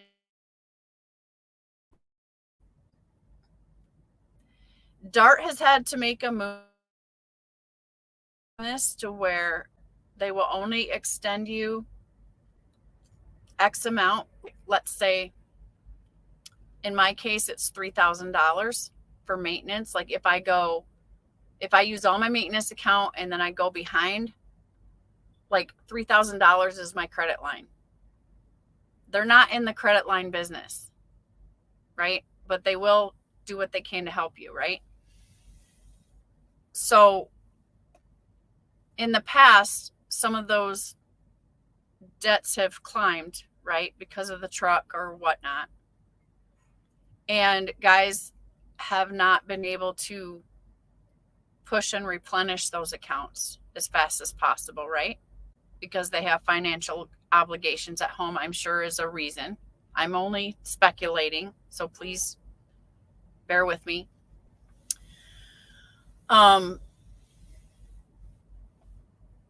Right? I mean, you understand what I'm saying, Chicken Hawk, right? So Dart has had to make a move and a decision. We have a new president this year, he came last year, and with that come corporate changes, right? So there's only so much debt like that from the lease purchase operators that Dart can handle or should handle, right? Agree? So that is accumulated to a number that is too large to tolerate anymore, okay? So at some point you got to shut it off. You have to shut the bleeding off in your own business, and they have a business to run. They've been doing this for a long time, and they're seeing a market they've never seen before, so they have to make some changes as well, right? Fair enough. But I think a lot of people have not been able to flex their finances to take care of that debt that they owe ASAP. They can't afford to take out, raise the percentage of how many miles goes into that account to take care of that debt. And when Dart has to put a stop, right? Let's say so I'm on a stop, right? Because I had my repairs. Hang on, I got to start my truck. Give me a second. I'll finish that thought. I'm getting cold anyways.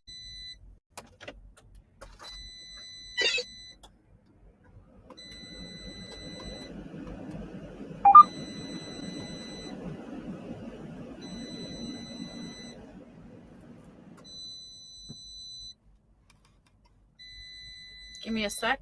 I'm going to turn on my bunk heater because it's working.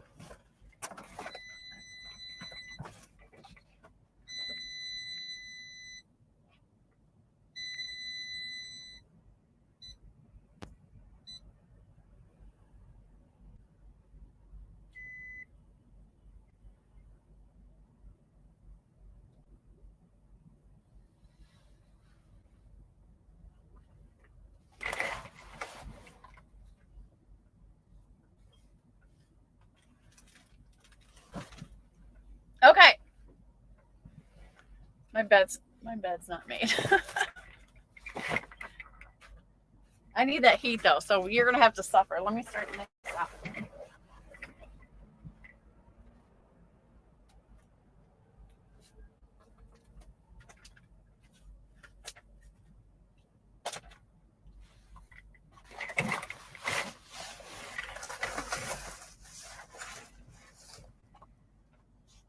Okay.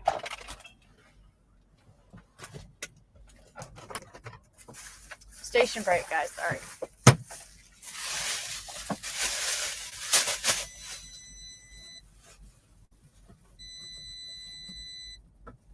Come on, Truckee. I need you to start.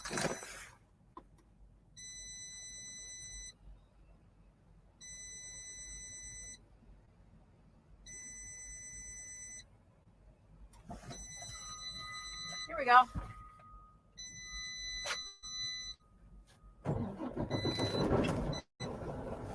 Okay.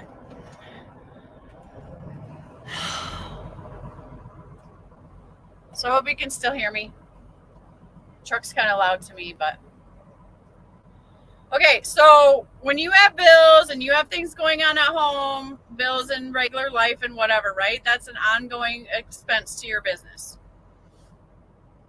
So like me, so I had a lot of expenses most recently, a lot of repairs, a lot of downtime, right?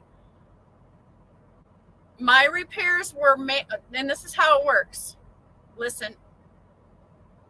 So my repairs get taken out of my maintenance account first. We got vibration. And then those repairs are paid for by me first. And then they're submitted for the warranty. Now the warranty checks have to come back to me, to my maintenance account. Okay, you got that?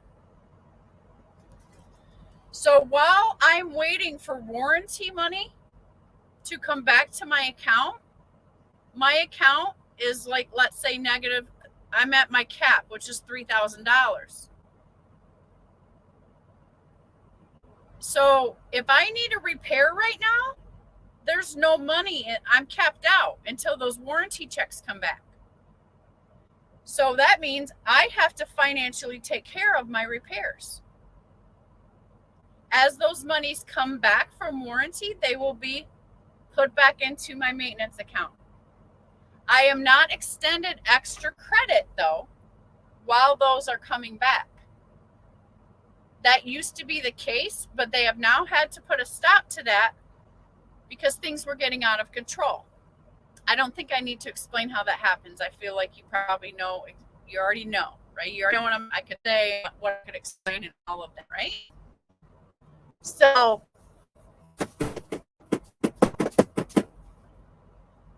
a lot of lease purchase operators have gotten in that hole. Something very bad went bad with the truck, so the hole got bigger. And then they couldn't just run some time with no money and just replenish that, which I feel that's what I would do, because they have families and stuff that they have need that paycheck right for. So it comes to the point where DART's got to say, okay, there's no more. Well, then it's time for that driver to get a PM, or that driver has some part bust, right? Or needs tires. And they don't have the money to get it. And they're already in the hole in their maintenance accounts, and DART saying no more extensions. So they can't fix the truck. So if they can't fix the truck, they can't go make money with the truck. They have to leave. They have to give the truck back and walk away. I feel like that's why we're losing drivers, because DART had to put a stop to the bleeding. It's unfortunate and it's sad. But looking at situations like that, I've watched and I've learned what to try not to do, right? Not do.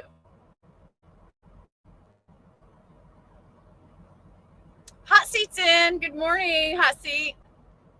Stopped to empty out my used coffee and grab some more. Missed last night. Next time, listen while I roll to Rich, Virginia. Okay, hot seat. So I hope you heard me talking about it. I did watch it. I woke up at like 1:21 in the morning. I was like, oh my God! Right? It was great to see you. Like, you're so cool. And I'm glad you're listening. I hope I can get through the miles this morning, okay?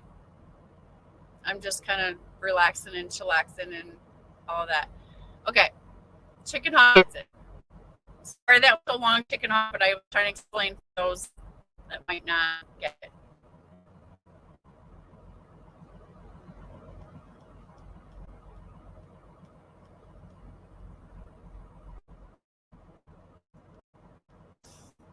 Robin, behave, please.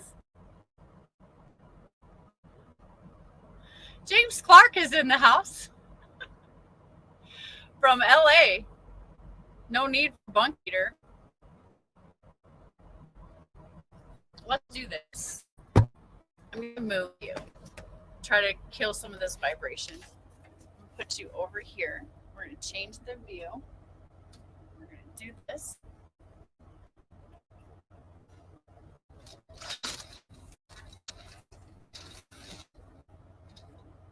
Okay, how's that?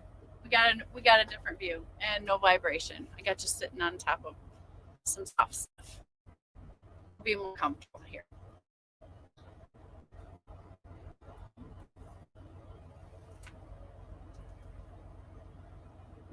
Okay. So yeah, so I'm seeing some people leave the DART program. DART has had to make some moves because of conditions and whatnot, and that's to be expected. All of us are business owners. All of us are trucking companies, and we have to be very strategic in how to survive and how to continue to work together, right? And this is where the rubber meets the road. And this is where your business sense and ability to adapt and adjust are going to be very tested. Mine are. I'm being very tested right now. I'm pulling out all the stops. I am planning. I am strategizing down to everything. How much food I buy, how much I'm eating, which has been great for my diet, by the way. I've been losing a lot of weight, so I'm excited about that. 600 Trirex is in the house. Thanks for coming and say. I'm sorry, I missed you. I said James Clark first. I'm distracted by Robin's comments. Just RD is in the house. Good morning, Just RD. Have some coffee with you this morning. I appreciate you coming in. Talking about some drivers I'm seeing have to leave the program here at DART. And what's sad too is these guys have been working really hard with DART for some years, right? Some have faced some very unfortunate truck repairs and situations, right? So it's not necessarily like I'm not saying anybody is like failed or whatever. It's circumstantially, and then not being able to recover from those circumstances leads, you can't recover because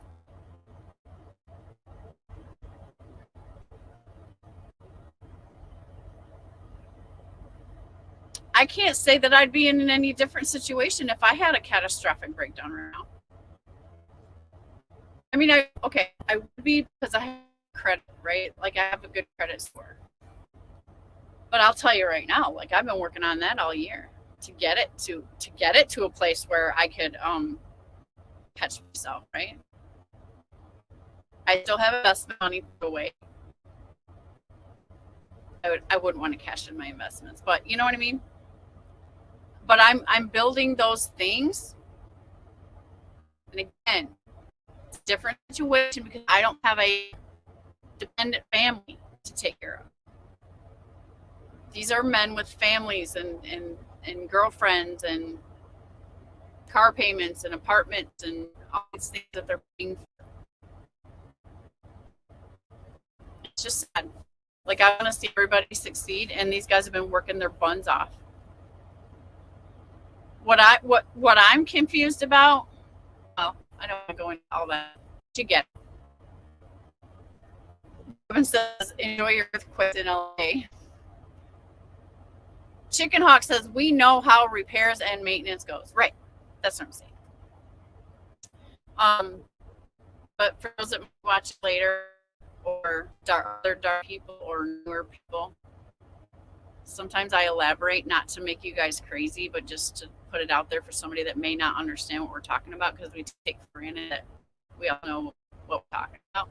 So you can finish my sentences. I know, Chicken Hawk. Like, you get me, Chicken Hawk? I know that.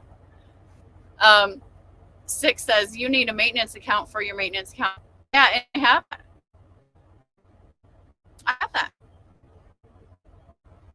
One maintenance account is just for maintenance. It's required by DART, right? They require you 9 cents a mile at minimum. I have 14 cents going in there, but I feel like I want to increase that. Then the additional account is a reserve account that if you want to use that, they'll set it up. They'll put so many cents a mile in there for that one, and that one can be used to catch up your payments. Anything you get behind, like if I have to go home for a week, or I'm down for a week, or whatever, I get behind, I can use that money to apply to catch me up. Or if I have a catastrophe at home or a family emergency, bill that needs to be paid, I don't have the money for it, whatever, that account can be used for whatever. Give me a second. I gotta have some water.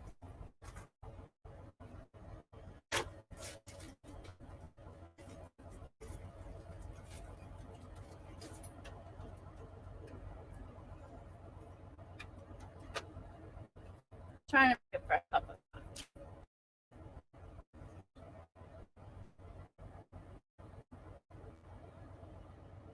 Mine got cold. Talking too much. Okay. So, DART does a great job of helping us get structured, and for the person that's not so structured but's trying to learn the structure, it forces you to be in structure, which I think is a great thing. People will complain about it. People will say what they have to say on their opinions about it. But after going through the program, it's good for you. And the quicker you can play nice with it, and the quicker that you can understand that it's for your good and for the protection as well, the smoother your life's going to go in this program.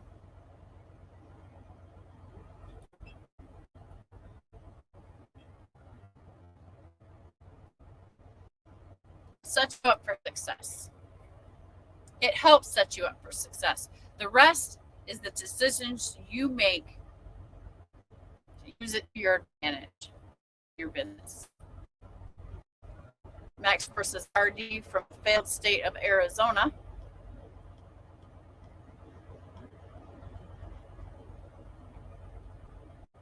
Six says, Semper Tyrannis is high to RD. James Clark says, for 4.46 a mile, or $4.46 a mile, I will suffer a non-earthquake.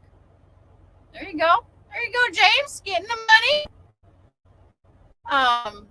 Just Starty says, listen, Max Force. Just he says, Max Force says, I'm not convinced Carrie Lake lost fair and square. I'm not convinced Carrie Lake lost fair and square. Just Starty says she didn't. James Clark says, Lake for vice president.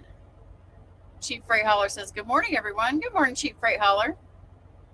Warming up, getting a fresh warm up my coffee. I hope you are too. Or if you're driving, try to keep you entertained for a little while this morning. James Clark says, great morning. Yeah, congrats. Robin says, hit that like button, clowns. Means that love, Robin. got a great sense of humor. Six Emperor Tyrannus says less drivers is a good thing. No, I mean, you can look at it like a bunch of different ways, because DART is a business, and they are in the business of helping people to be owner operators, right? They give you the lease purchase program, they give you options, they make money off of it. They make their best money off of owner operators that work with them, okay? Because they get 30%. And they sell you the truck, and they're your factoring company, and they provide a trailer for you, and they sell you tires, and they sell you fuel, right? So for them losing drivers, that's not good for revenue, right? However, if you have drivers that are a liability, then that's a problem for you. So you want to eventually, I hate to say it like this, but you're going to weed out the liabilities and keep the assets. Because for all this time, they've been trying to help people become assets and not liabilities, right? So when things are going backwards, they say, okay, wait, this is going to stop right here. It's business. AP says, trying to get a Freightliner from high sales, but I might just have to sell for what I can get my hands on. Yeah, I got lucky, AP, because they had mostly Kenworths, and then they the word is they went away from Freightliners. They started to invest in Pete's and Kenworths, right? I was lucky. There was one Freightliner available when I went to orientation. So I got there first. So I picked it because I know this truck best. And all the other guys in orientation were forced to take what was left, which was the Kenworths T680s. So I don't know what their choice is. It changes every day. Your selection of trucks changes every day. I will give you this piece of advice. I did not get the Freightliner because when you get to orientation, they give you the first list, right? That's at the place that you're at. Like, for instance, I was at Georgia. They gave me the list of trucks that were on the lot there. I already looked around one before I even went in the door, and I already decided, like, I'm not taking none of these. So then they give you the list. That gives you the mileages, that gives you the dollar amount, gives you the truck information, right? Nothing on the list made sense. I was doing math. I was looking for a shortest term lease at the newest truck with the most reasonable payment with the lowest miles. Those were my criteria. So I was analyzing that information on the list. None of them really made sense.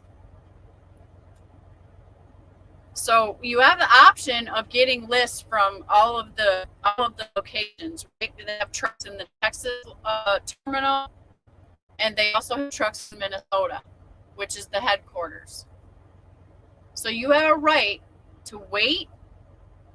Don't pick off the first list that they're at. Ask them for the list of all the inventory, because you want to look at all the inventory that they have available at every location. Okay.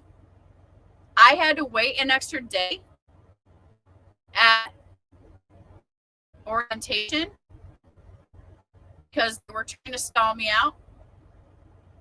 Maybe that was intentional. Maybe they really took that long to get inventory lists together. I don't know. I have a hard time believing that, but I waited. I was persistent. I wanted to choose from every truck that they had available, no matter what location it was at, because if you pick one that's at a different location, they will fly you there to get it. Okay, so I don't know if you knew that information, but know that information. You have a right to wait for all whatever truck you want. You don't have to be pushed. You don't have to be pushed. So they'll try to get you to sign up for something.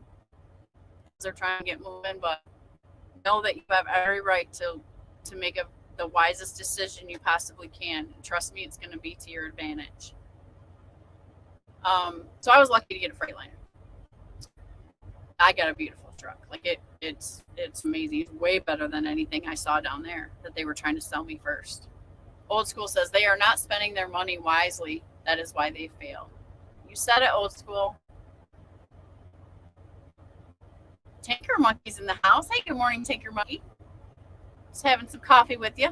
James Clark says, would a tire be a catastrophic expense? No way. I'm talking like $20,000 one box, right? I'm talking catastrophic. And I could still probably handle that. I just have to go ask for a loan or something, but I'm trying to get it in the bank so there is no, like, I don't have to finance a major repair like that. But I'm also spending all this money on a truck to prevent maintenance on it constantly to try to avoid anything, you know, doing the best I can to take care of this truck. Stardy says these rates are putting a lot of independent truckers in a bad situation. Yeah, it's really hurting the guys at Dart. It really is. And it's a shame because these guys have worked their ass off to try to get their truck paid for. You know? And I think when you're stuck in a situation and the company has to say, all right, well, like let's say if my one box went out, right? It would be an option for me. Well, we can just roll you over into another truck, right? But guess what? You gotta pay. You still have to pay for the catastrophic repair and then take it over to the new truck.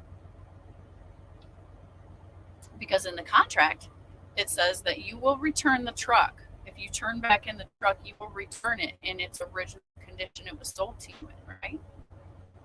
Which means you're responsible for any body work. You're responsible for any repairs. So I think what they've done in the past is that, okay, well, Johnny, this is a $20,000 repair. We could probably get it done for $17,000. And we'll finance you for that $17,000, but we're going to have to put you in a newer truck that's in better condition, right? So you can go make that money and pay us back. Well, you get a couple of guys in those situations. Now you Dart, right? You're carrying the debt. 17,000 here, 11,000 there. You get the pattern, right?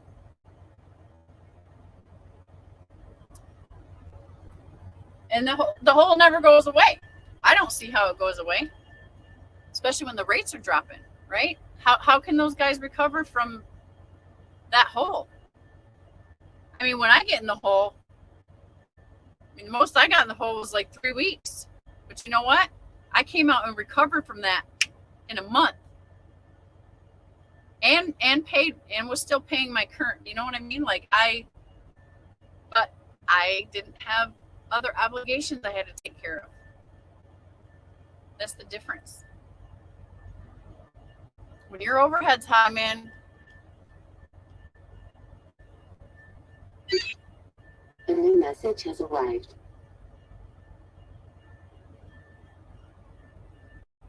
Robin, you better behave, you little stinker.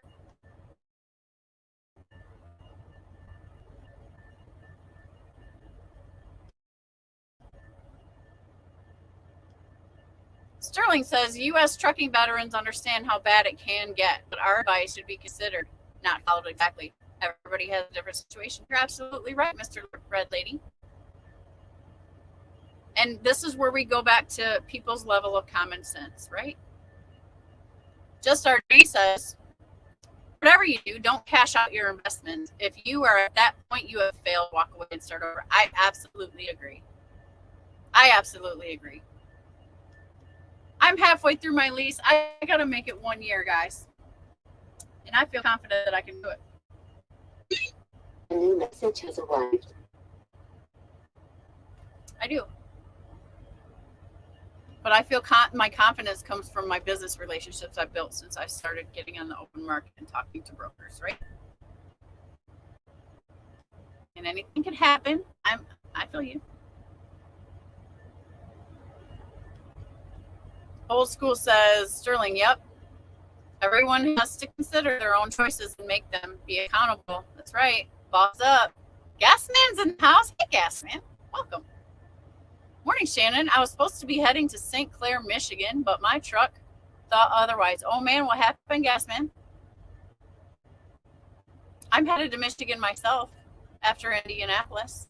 I have 2 loads booked. I have one picking up here in Nebraska, taking me to Indianapolis, and then I'm picking up near Indianapolis and taking it up to Michigan. I forgot the town. I got it written down. But yeah, it's getting me up. It'll get me 125 miles from home. And then that delivers on Wednesday. And then so from Wednesday, I'm going to try to get a shorty to get me closer to Flint. Fran is in the house. Hey, Fran, where you been? Where have I been, right? I'm the one that hasn't been doing coffee, so it's probably my fault. It's good to see you, Fran. Robin says, yo, Fran. Gasman says, waiting on parts at home in LA.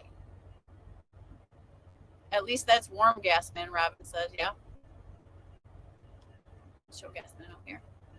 Max Force says, Shannon, forgive me. I've been in and out through the chat. I know you are struggling. It's going to a new carrier with contract rate and option for you. Yeah, if I want to give up my truck and do that, like anything's an option for me. I'm literally anything. It'll cost me some money if I want to take my truck.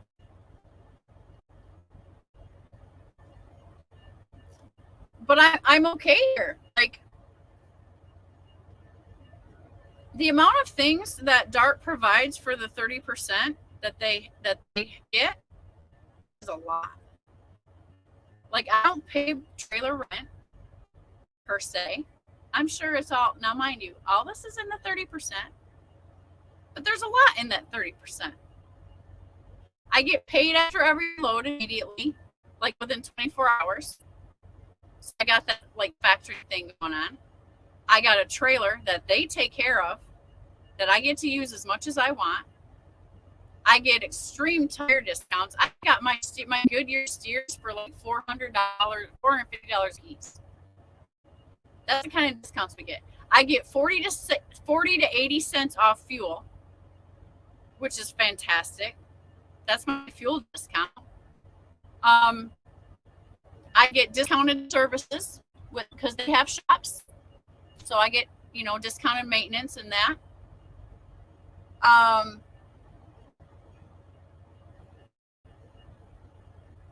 They have contracted freight I could run.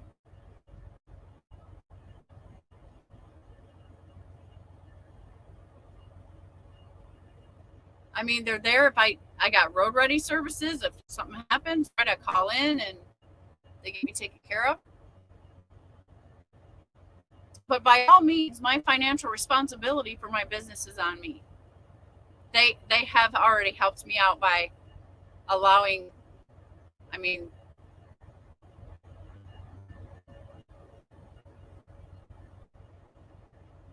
my maintenance accounts are set up. So because I'm a little bit backwards in my maintenance account,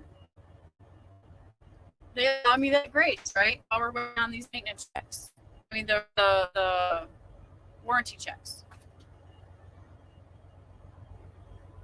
I get a lot for that 30%. I really, really do. The people are supportive, like whatever support I need, right? If I need them, I call them. Other than that, they leave me alone. Like, they literally leave me alone. I am able to freely run my business. But part of that responsibility is taking care of my responsibility with my business partner, who they are contractually, and being a responsible business partner. And that's what is expected of me here. Oh, and the insurance. I can't beat the insurance. I can't. They have not overcharged me for my truck. I have a $69 a day payment. My total payment is $2,100 for my truck monthly.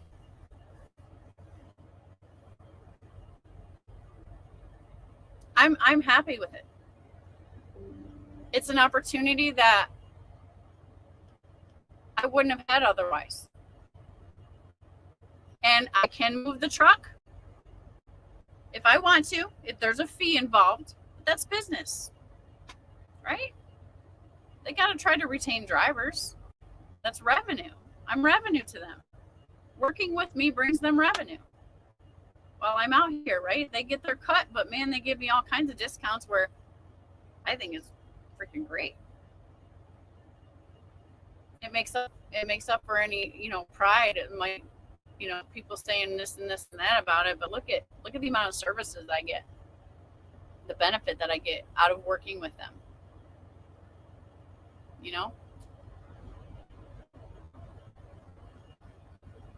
Chicken Hawk says, Shannon, you are a KW hater. I'm not. Those brand new ones are very sexy. I'm just telling you, the Kenworths with the PACCAR motors in them, I'm not a fan, because I've watched all these guys get in some really, and it was through when PACCAR couldn't get parts and all this and all that. My Freightliner's been steady, I'm just saying. I'm very happy I got a Freightliner. I'm just saying still. And my fuel mileage makes me smile. And the dependability makes me smile. Dar is in the house finally. Good morning. Thanks for coming in, Dar. It's coffee time, girlfriend. I know you've probably been up since 5 already. I'm going to do that video, Dar. I just haven't got around to it yet. I had to think about it for a few days. I think maybe today I can knock it out for you guys. James Clark says, so if they are in charge of everything, they're not in charge of everything. You're missing what I'm saying. They're not in charge of everything. Then what as a business are you in charge of? They're not in charge of everything. I give them a percentage and that's it. They provide me services for my fee of 30%. If that makes more sense if I say it that way. I don't even talk to them unless I need them. I need some support.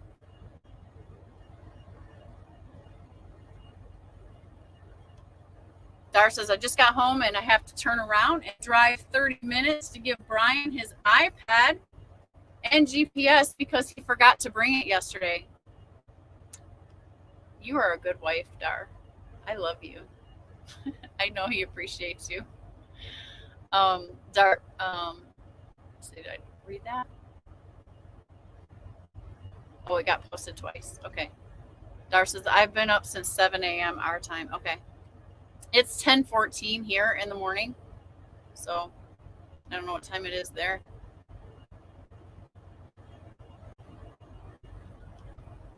Robin's been here being completely gross, and I feel bad for Sandra right now. I feel sad. I don't know what their conversation is, but I'm leaving it alone because I'm just going to let them have it amongst themselves. I love you guys. Wheelburner's in the house. Good morning, Wheelburner. Damn, I walked into a live stream and we're talking about common sense. I'm out. Oh, no, Wheelburner. You have great common sense. I appreciate you very much. You and Dar.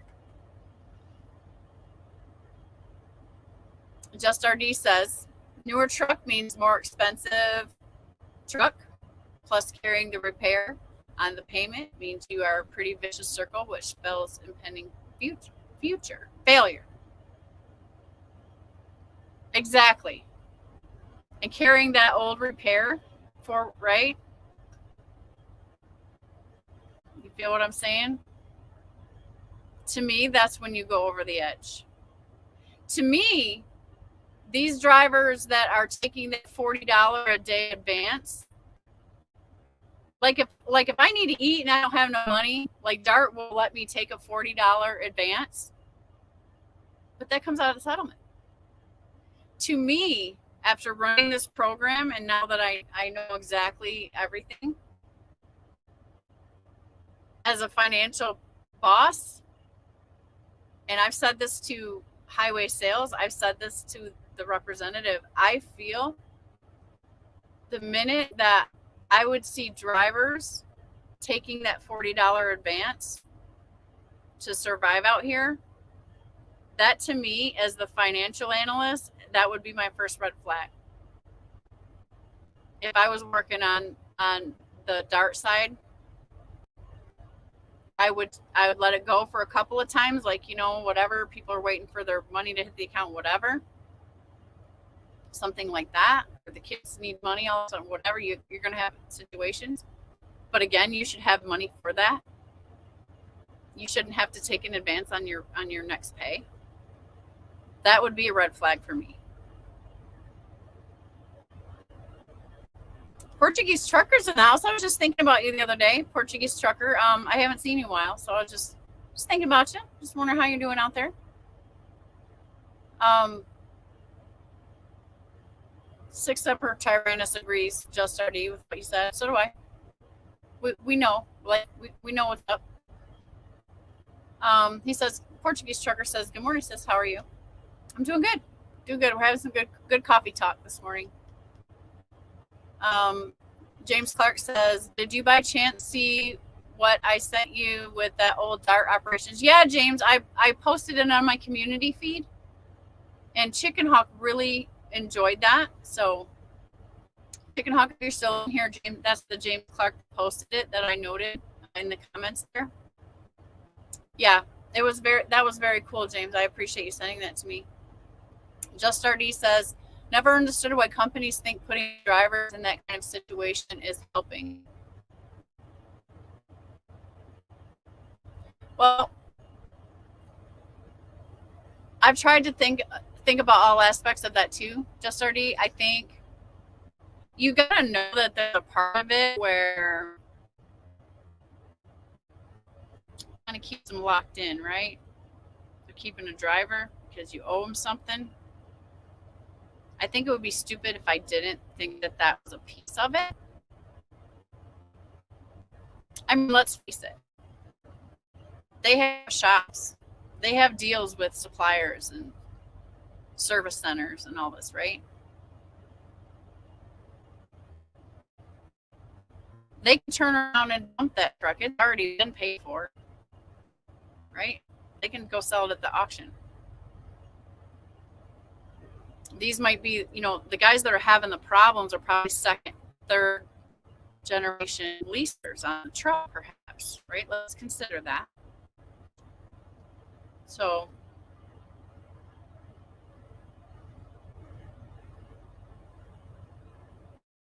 you know where I'm going with that. I don't need to go all into it and explain everything. I just think maybe that's part of it. There you go. 6 Semper Tyrannus said it. Thanks, Sick.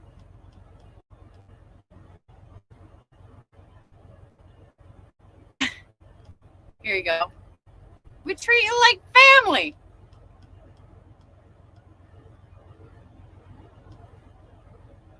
It's more like, bitch, you better give me my money. No, I'm just kidding.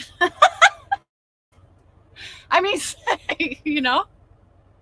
it's business. This is why you got to know what you're getting into. I already knew this. I already knew this is the deal.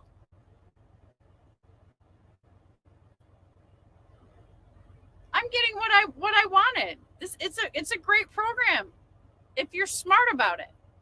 If you handle it business proper. And yes, catastrophes come. But I can say for myself that there's no way in hell I would rent an apartment. I would have a car payment. I would have a significant other at home that I had to freaking worry about. I would not recommend this to anybody unless you are single, and you have gotten rid of any extra overhead. Because when you come out and do this, and guys will argue with me because they're like, oh no, I'm still bringing home $2,000 a week. Great for you. The lease purchase structure is designed. I will forever stand on my soapbox and preach this. It is designed to help you get a truck, not to make you money. Get that through your noodle, new people. This is an opportunity for you to learn the business, get out here and get your feet wet, learn some very hard lessons in a hard way, and it can go great for you or it can be a disaster for you. But that's the case with any piece of machinery, right? You hope you pick the right one and you do your best. That's just the risk of the game, period, having a truck. This is not designed to make you money. If you run your business profitably and make yourself some money in the process while you are paying for a truck, then you're winning. But that's the strategy. That's where your talent is coming into the game and what you can do with your business comes into the game. Other than that, you're working to pay for that truck. And that is why, exactly, I did not pick a 5-year lease. I picked a lease that was giving me a reasonable amount of time to give myself time to learn the business and be out here, experience it, learn as much as I can, go through as much as I can, right? Where I can walk away financially unscathed if I decide that it's not for me or if I fail or whatever, right? If my truck goes to crap or whatever, I leave with no debt. I didn't go to the bank and get a big fat loan for $100,000 and go get a truck. And then get out here in 2 to 3 years, I can't hack it or whatever, and I go upside down on my business, and guess what I'm stuck with? A mortgage. I ain't doing it. I'm out of debt. So that's the way I looked at it. And I was like, all right, so let's say I'm successful, right? I'm going to walk away with the title with my truck. Not in 5 years. I'm not married to the situation for 5 years. It's only 2. I feel like at the speed that I learned things, that 2 years was a sufficient amount of time for me to figure out what I'm going to do with the opportunity. And I hope that you guys see that's a reasonable and fair perception. James Clark says the old model was owner operator that didn't work, and then lease operators. Megas will do anything to survive in any long-term negative market. Do you include a surcharge in quotes? Yeah. I mean, I include all the fuel.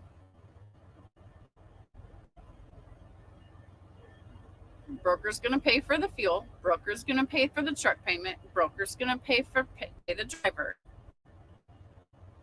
Right? Or the shipper. I guess the shipper's the customer. They ultimately pay for it. My quotes include the cost plus profit. Simple.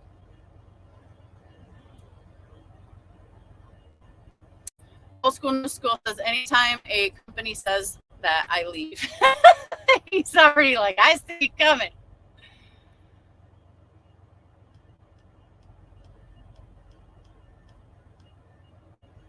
Cheap Freight Hauler says, that's a great price on steer tires. I just had to.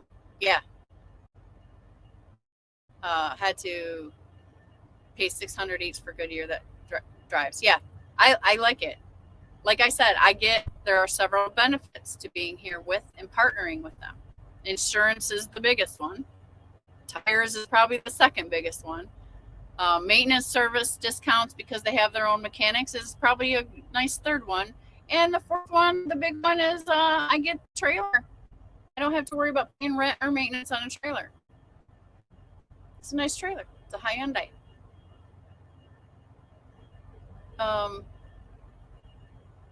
Wheelburner says, you do have a very good deal there, Shannon. Now it's your responsibility to set your fixed costs as low as you can and manage your variable costs, which is exactly the fight I'm fighting, right? Wheelburner, you know.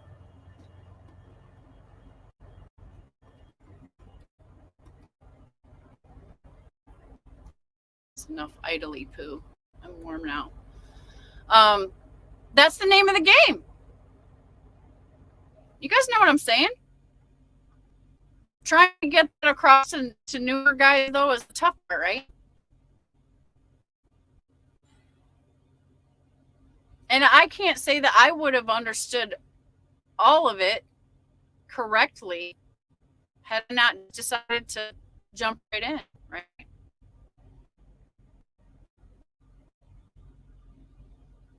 Experience teaches you stuff.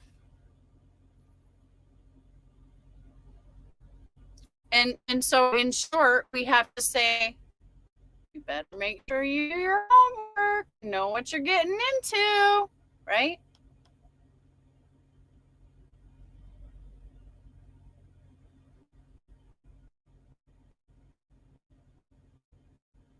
The Dean is in the house listening and having some Starbucks, I'm sure. Good morning, Dean. Robert, the Dean. I guess call you Robert in here since that's your screen name in here. Good morning. He says, if folks are into listening to motivational business topics, Dan Pena and the $50 billion man says it best. Okay. Thanks for the shout out to Dan Pena, $50 billion man. Chicken Hawk said, absolutely correct, Shannon. I only order Cummins in my KWs. I will tell you this, Chicken Hawk. This is for you. I came dark with big shiny eyeballs about that brand new Kenworth. I've always driven a 2019 Freightliner, except for one time I drove an International at FedEx. Okay? That was only for 2 months. I know this truck.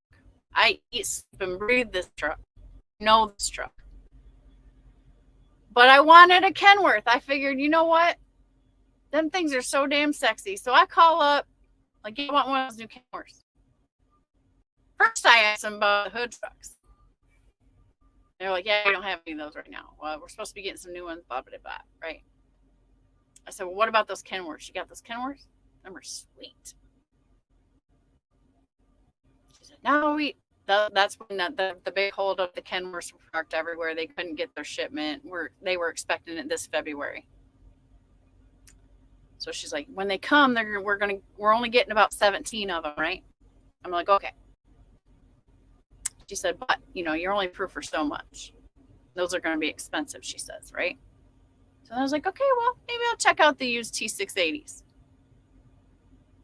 My God, they looked rough, beat up, older, PACCAR motors. I was like, I don't like none of these. Right? Well, I held out. I was looking for the newest one because the ones that was there looked like they've been beat up and hung out to dry or whatever. Not that bad. Like, I'm exaggerating because I'm a girl. Okay, I'm exaggerating it because I had delusions of grandeur, of a nice, pretty looking, beautiful, which I ended up getting by holding out, by the way. But at the time, but I did not. If they would have had Chicken Hawk, a Kenworth with a Cummins in it, I'd have signed up for that. They all had PACCARs.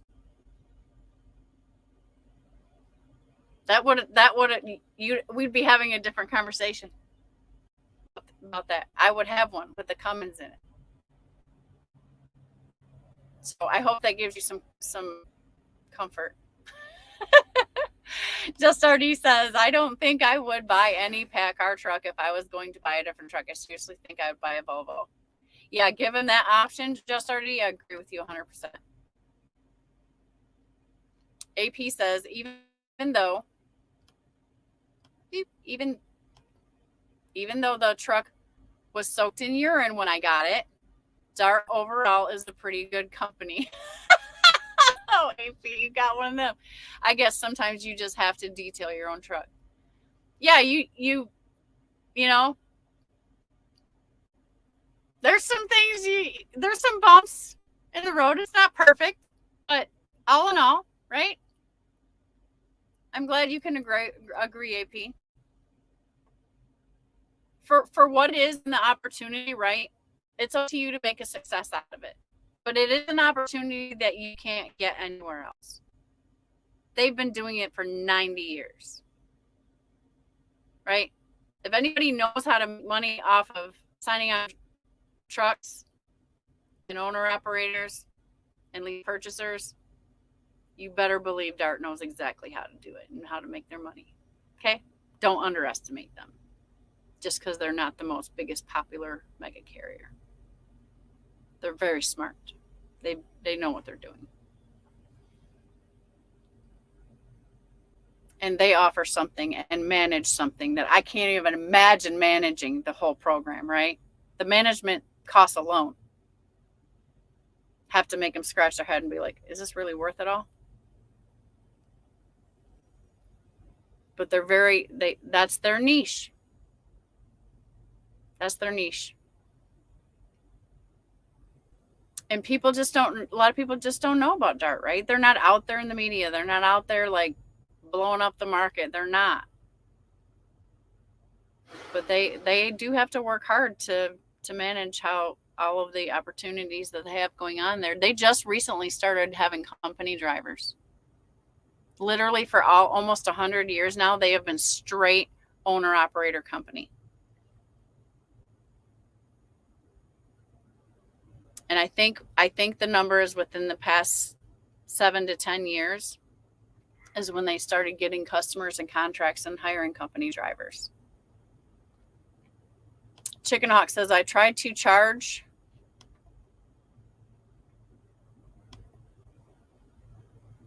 for my services and Special K laughed in my face.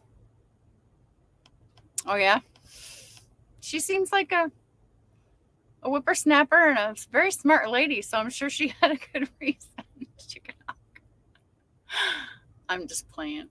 She's a dolly. Very pretty lady. You're a lucky man, Chicken Hawk. I hope you hang on to that one. She's a keeper. And hey, you know what? I'm super excited even more now to come down and visit you because I want to hang out with her. You know, both of you. Dar says, that's awesome, Shannon. Thank you. I'm not sure what that was about, Dar, now that I've gotten through so many comments. I'm sorry. Will Burner says, in this day and age, if you're having to take an advance just to eat a meal, you've got bigger problems than not eating. That's what I'm talking about, Will Burner. That's what I told her. I said, the minute I would see a driver take out a $40 advance and then do it again, and then do it again, and then do it again, there's your red flag. You know?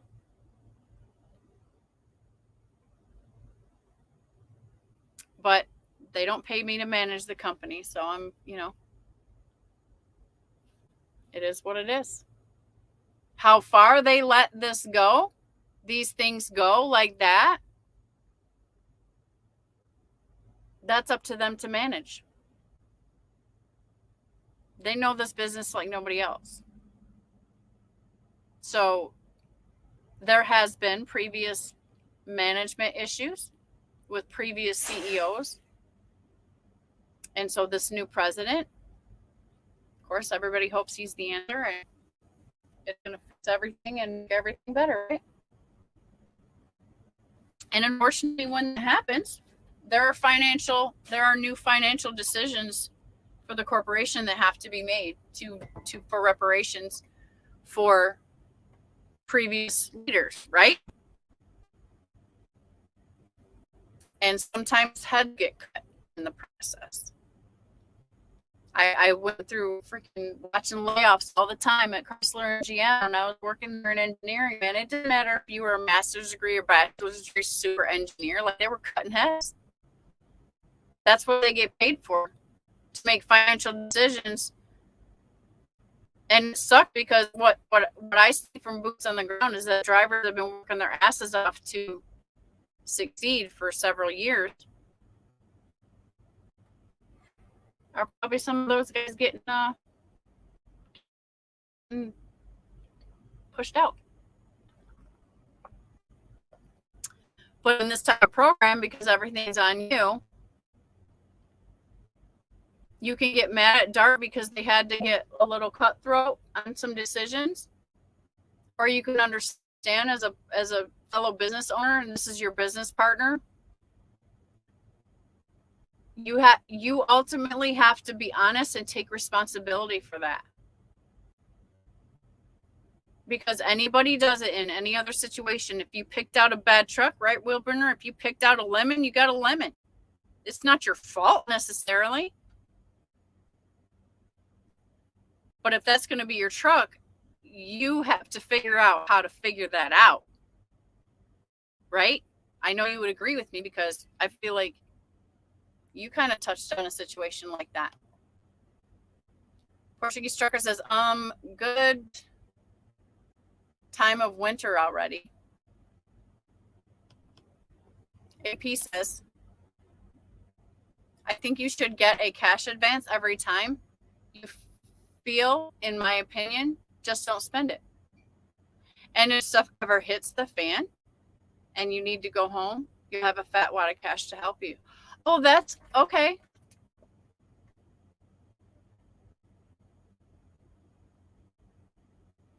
My problem with that is this. In my business account, it is my advantage to show that my business is cash flowing. So in my opinion, and this is just my opinion, this is how I handle my business, okay? I want every dollar and deposits going into that account as fast as possible. Because the bank looks at my cash flow. And then on top of that, all of my transactions are tracked, right? They come out of that account for business purposes. Now, I have a C Corp. I don't have an LLC. If I had an LLC, I might think a little bit differently. But I have a payroll to pay to myself. I'm the employee. And so there's not a dollar that comes out of that business account that's not trackable. So I don't play with cash like that because of those types of reasons, right?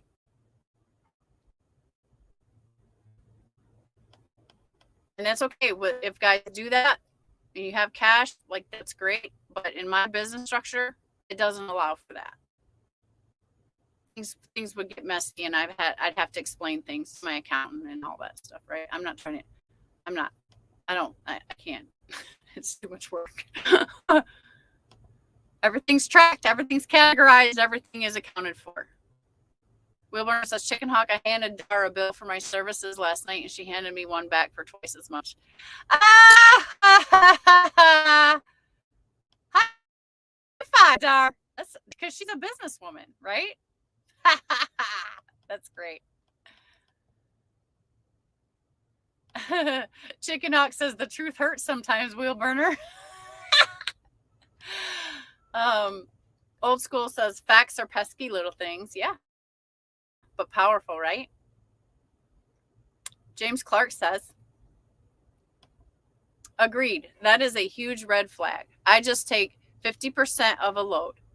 This is not an equity industry. I have set up a national account and warranty. No outside overhead anywhere USA. Yes, that's your address, James. That's what you said.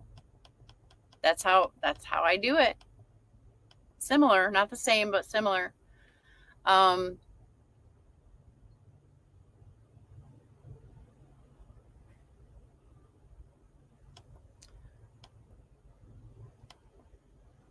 Robin says, I'm stuck between a rock and a hard place supporting my dad, and I can't get a full-time job.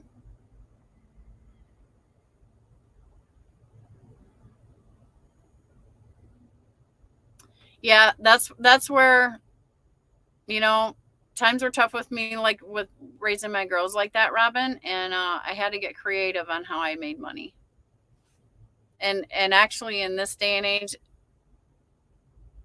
I don't know how Canada is, so I can't speak for Canada, but I know that there's a million ways to get side jobs, online jobs,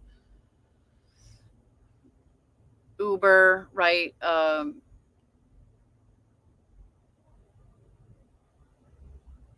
You know, those meal services. I don't know if you guys have those up there where you can like go get food for people or go deliver groceries or whatever. Those are helpful in times like that. Robert says nobody fails, just experimenting. Then you experiment again and maybe with something different and maybe the same thing, right? So you're adapting and adjusting, right? I'm a big proponent of adapt and adjust. Robin says, I haven't been paid since January. I just make money selling drugs. I don't sell drugs. He's kidding.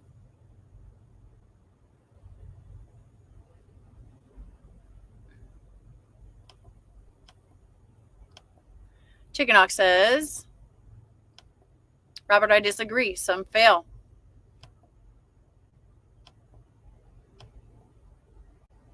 I don't believe everyone gets a trophy. Yeah, some people do fail. I mean, that's what started this conversation, right? I've been seeing it. Not, and I hate to say that anybody fails, right? Things happen. The business, see, and this is my mentality. It's not the person. It can be the person. But when I see somebody work so hard and the business fails, right? You hate to say that well they failed at that. When you know damn well they fought their hardest, and maybe they didn't make all the right decisions. But the important thing is that you learn from your mistakes.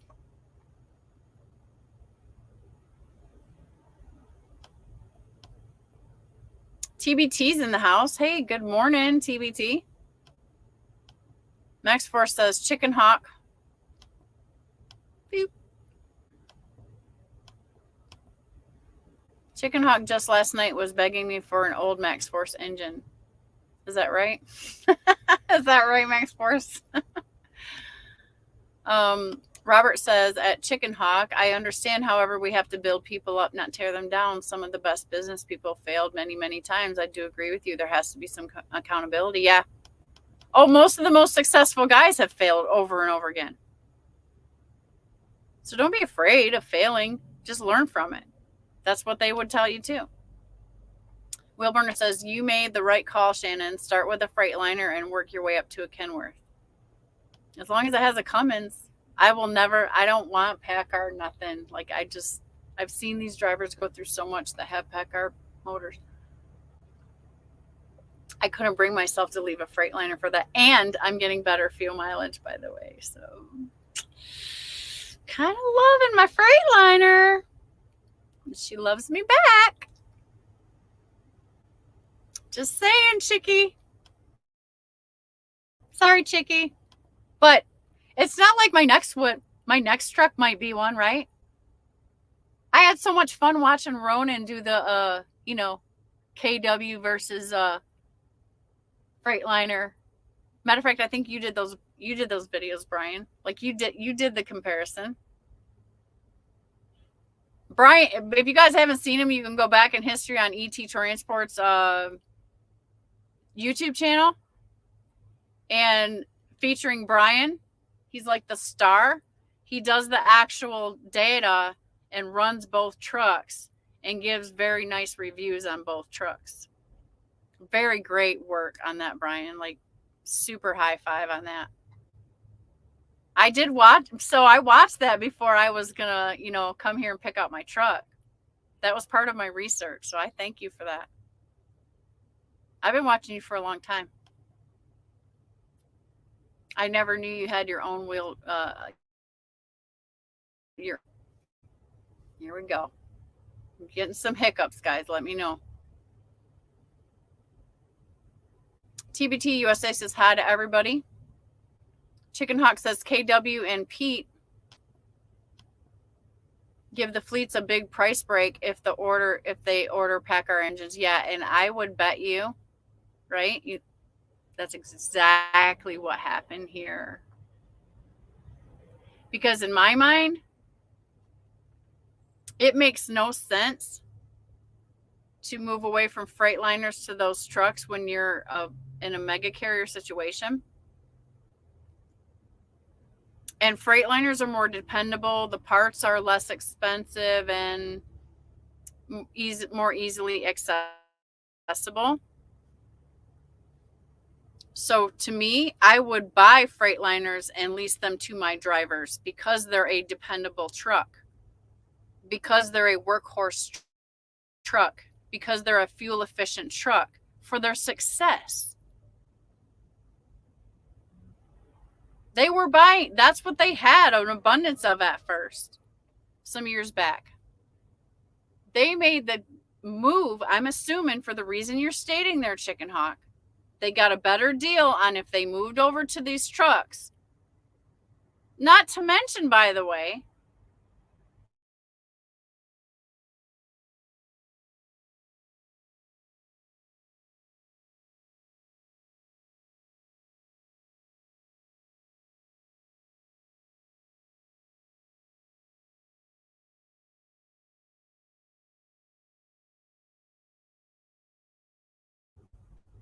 here we go. So also, these people are buying the fuel from them, right? So as a corporation, would you want to buy the truck that's not more fuel efficient so that you can sell that truck more fuel? I think that would be a good idea, strategy. What do you think?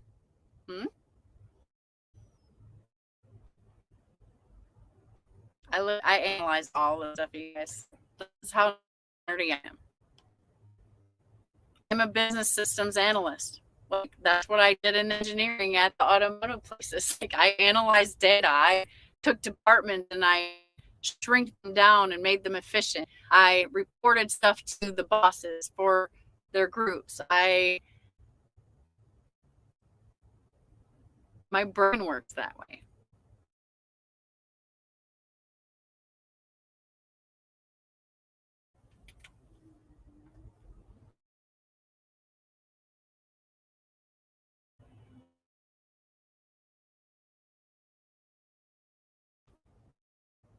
Sorry, I know LinkedIn.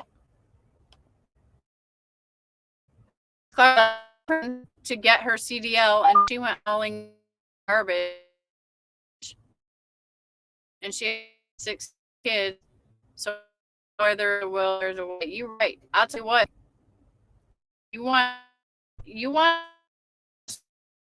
a woman, a single mom.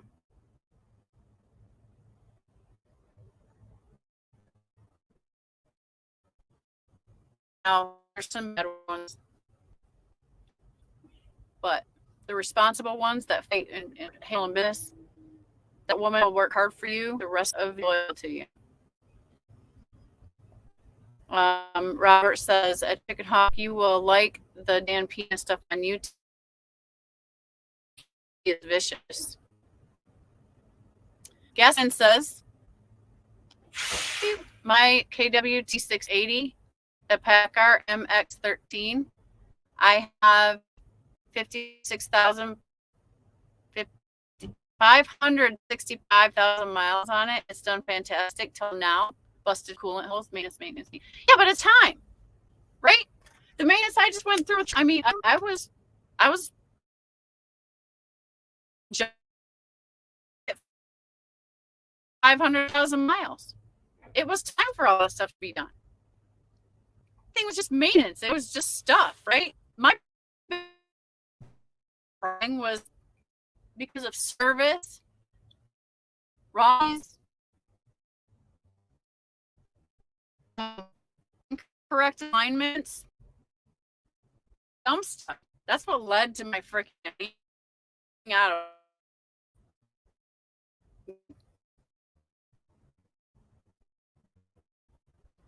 It's time to maintain that truck. Get it out.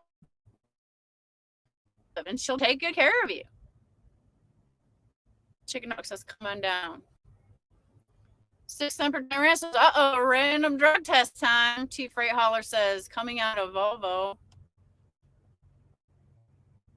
Going to a Packard Power T680. Okay. Hey, keep us up to date on that, T Freight Hauler. I'd like to,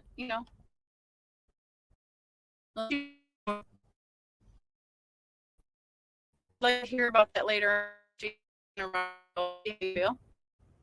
And what your numbers are like,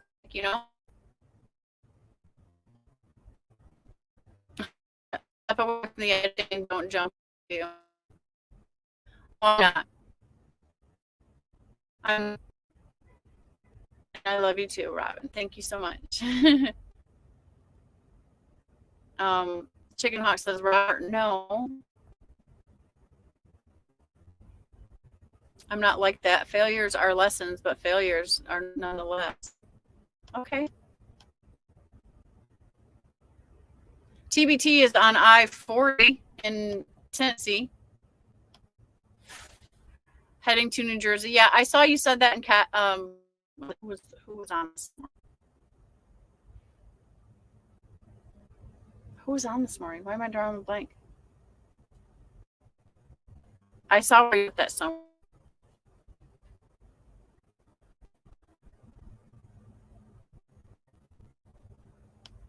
Dar says, oh, there was once a lemon. Right. So it's like it happens, right? With any used vehicle you buy, and I heard some of the new ones are having silly problems, right? It's a machine.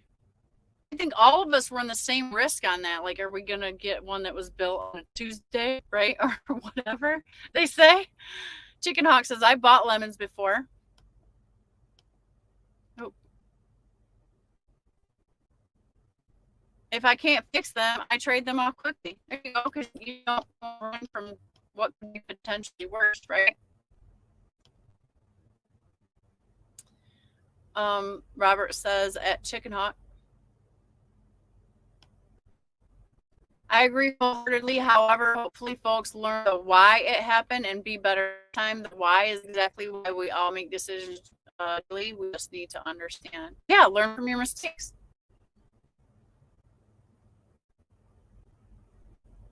I'm sorry, I didn't know you were going to do the one chip challenge. If I'd have known, I'd have told you, like, hell no, don't do it. Portuguese trucker says, I do cash advance, but I do not spend only if I need urgent. Right. It's for an emergency, right? And I I didn't even know exactly the total cash at home, but with me, you always have like 4 to 5K in USA and 1,000 Canadian. Okay. Wilmer says, you don't need to have a fat wad of cash if you've been running your business properly. Money will be available to you through your account or credit card. So no on the wad of cash.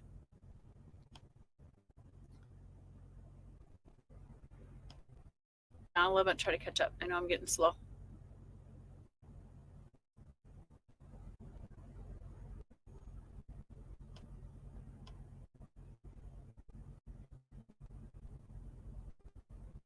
TBT says, USA says, the first trucking video I watched was Brian Wilburner about talking about the truck stop etiquette when he was with ET. Yeah, he didn't know it, but he was mentoring me then. So thank you, Wilburner. And I thought Ronan was hot. Like, I'm like, oh my God, he's so cute. Dan Rumble is in the house. Good morning, Shannon. I just sent you a text. Okay, I got my do not disturb on so it doesn't mess up our internet thing, so I will get to it. Chicken Hawk says hot seat has 2020 T680. She does. You know, she's driving it right now, right? She likes it. No, I mean, hey, there's drivers that love theirs. I ain't hating on it. I'm saying for me, I'm not leaving a Freightliner to get one. What I really liked about the Kenworth and why I wanted to change was I felt like it was going to be more comfortable, right?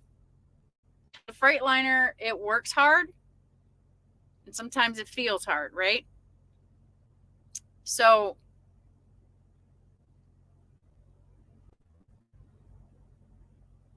I was kind of thinking of it in a change, right? But that was before I was really more numbers minded, thinking about the math and the actual performance and then costs, right? Operating costs per day, yada, yada, yada. So I've gotten wiser because I have great mentors and like y'all. Six Sun per Tyrannus says that I'll make you uncomfortable would most likely make you ill if you ate their cooking. I don't think so. They're Canadian, Six Semper Tyrannus. If you don't know, they're from Canada, and they are lovely people, very sweethearts. They're different, and I love they're different. I don't like the nasty talk though, because it's like you. It's nothing against them, but they're in love with each other very, very much. So I think that's a beautiful thing. Dar says I didn't know about them, like not Sandra. I can't put any of this on Sandra. It's Robin, right? I met Robin through Weaver's channel, and his conversation. And then I started watching them, and I couldn't understand their YouTube channel format because it's just a black screen, and I could not understand what the hell they were talking about. So it was a little rough at first. But now that I've gotten to know Robin and Sandra a little bit better, like they have absolute hearts of gold, and they're just a different flavor of folks, right? And so I've learned to love them. I love them. They're very interesting characters, and but very beautiful hearts, man. Like really. James Clark says, I was a computer analyst for Exxon. I think any analyst background in this industry will succeed. I agree. Not necessarily, but truly helpful. No, it's that's why I have actually loved running the business, because I get to use those aspects of my talents in this, right? I get to use that. It's a very helpful in a very competitive market situation. So it's like I get to flex my muscles, right? And that's what it feels like. So I think that's why I love it so much.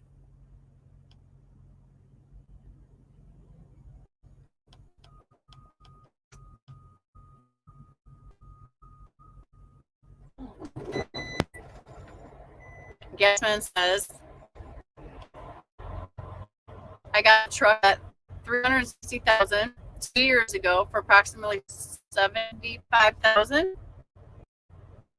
and I grossed $470,000. I do most of my own maintenance. Even if you do everything, right, things can sell. I mean, as we all know, we can talk about it, and we still will. We'll still talk things. We'll still keep rehashing the same conversations in different ways. This is a very expensive business, fact, right? It's a very, very risky business, fact. It's a very dangerous business in many ways, fact. There's no question, none of that. It's volatile, fact. It requires a lot of sacrifice in life. in spirit, in mental health, in physical health. And when you mix all that together, this is, to me, this is the most expensive business there is. I'm just not talking about money.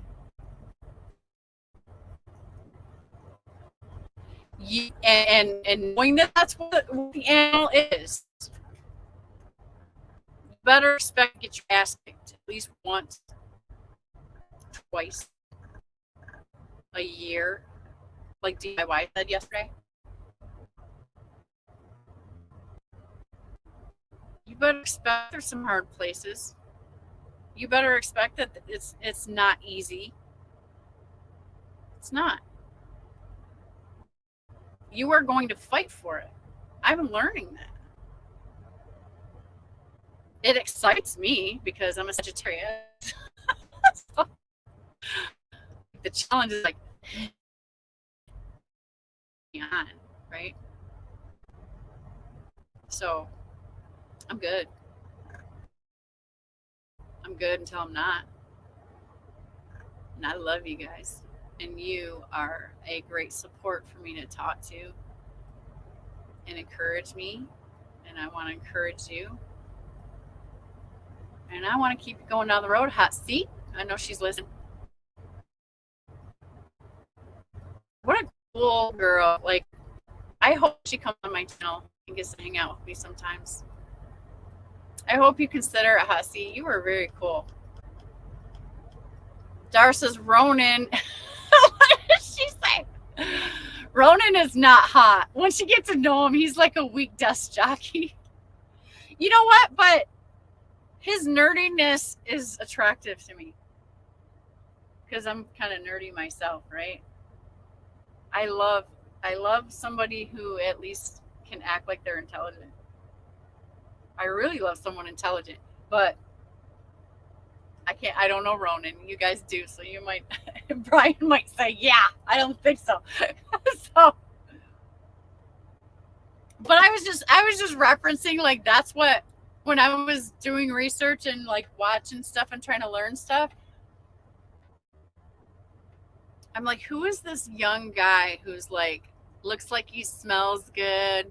He's talking about a lot of analyst stuff. He's from Canada. He's, he just caught my eye. And then when I really started paying attention to what he was teaching, I was very happy that it was a great source of knowledge, right?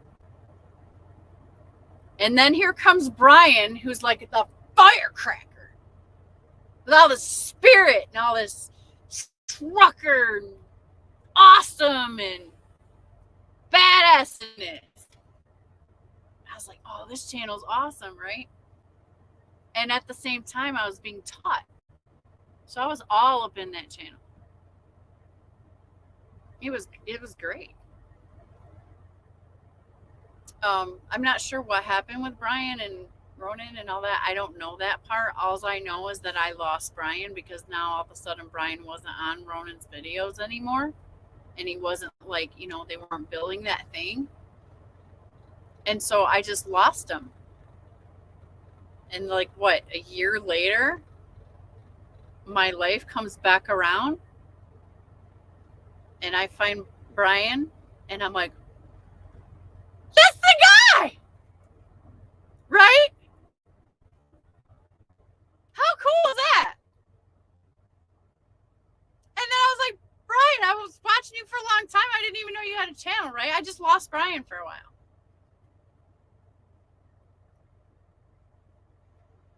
And just the universe brought us back together, Dar. And then I met you. And I'm like, how freaking cool is that? Sandra's out of YouTube for the day. Have a great one. You too, Sandra. Thanks for coming in.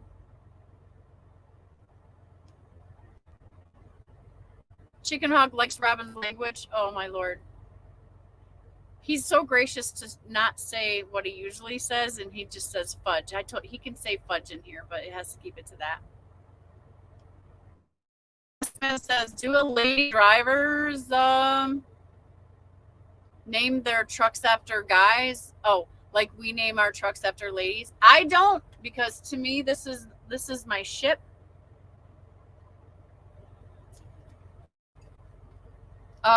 Typically I don't feel like trucks have ever been male because they're ships. We're pilots in these things. I think usually vessels that transport are referenced to females. Um, and my truck's pretty. I don't know. I never really thought of that. I can't even name my truck. Like, it's a machine. If I'm going to call it, it's the machine. I don't make it personal like that because it's a tool. And so my mind is a tool like a laptop. I get attached to my tools that, like, yeah, I need them, and yeah, I want to take care of my tools, but I don't take on a persona, which causes me to attach too much more emotion than I already. I'm proud of it. Like, I love it, but I call it a girl. I don't know. Like, we're a team.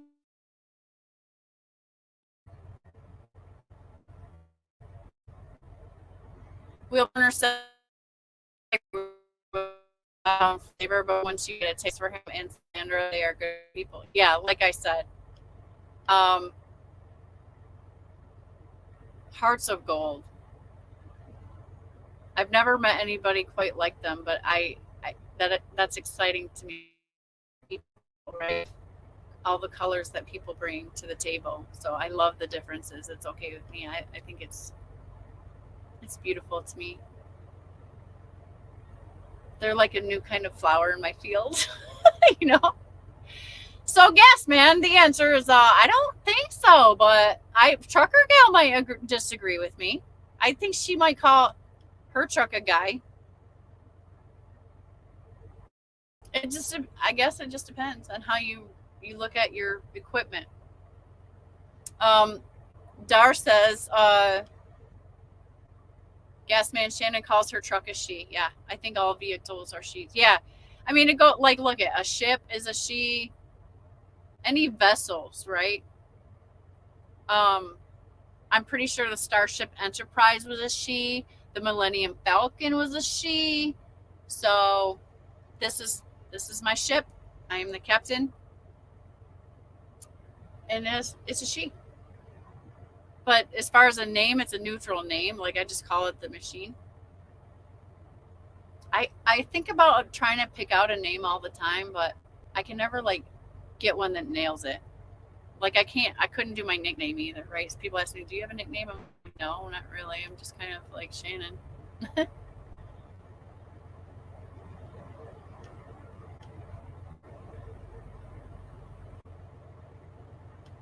Wheelburner says that um, won't badmouth another channel or person running another channel, but the door is free to trash away. We can talk about that some other time offline. if you want to share that information, let's see. Who smells great, but you'd never fall for his crap? What'd I miss? Dar says, gas man, Shannon calls her trick or treat. Okay. Are you talking about who I mentioned? He smells great, but I never fall for his crap. Okay. He's a salesman. He's like a salesman. Hey, you know what? You know how I feel about salesmen, Dar? Want to know? The same way you do. However, sometimes I have to, I have to sell my business. We all have to be salesmen sometimes. But I know what you mean by that statement. Wheelburner says, that's what that channel was originally started for. It was to pass on knowledge and teaching. Unfortunately, it didn't continue that way, so I parted ways. Okay. I feel you. Man, it was great. like the content you guys laid down together is still exists there, right? So I thank you. And I'm glad that the world brought me back to you because you are outstanding and have been a great mentor to me also. I just want you to know that. Like I am grateful. So you are a part of my success. And I hope it was all worth it for one little Shannon out here that you made a difference in my life. Gasman says,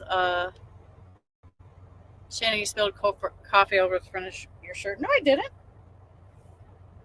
I spilled it on the floor in front of me.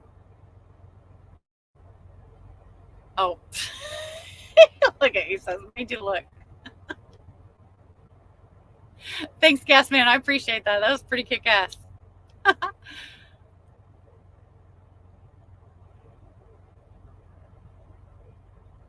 Portuguese trucker says, I found Brian at the rest area in Ontario. Haha.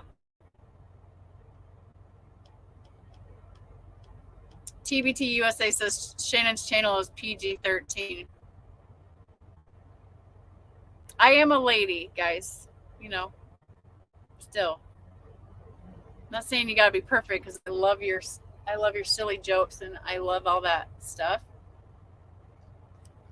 But you're all intelligent men. You don't need to cuss. There's ways to express yourself intelligently without saying cuss words, right? Please. I love you. Um, Wheelburner expresses my Kenworth was named Kenny Girl. My Volvo was named Voluptuous. My I see the pattern.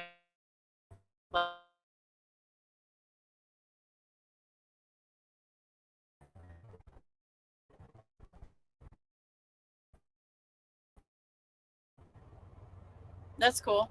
Does Darks buy their names when she's talking about it? That's an interesting question. Gasman's truck is Kate because he has a Kenworth, I'm sure. Wheelburner says every truck I've owned I've given a name to. TBT says White Shadow will be there on time every time, 50% of the time. The White Shadow. Dan Rumble says my mongoose is called the Goose. Yeah, Dan has a super awesome mongoose bike, and it is very sweet. Like I don't follow bikes. That bike is very cool. Um,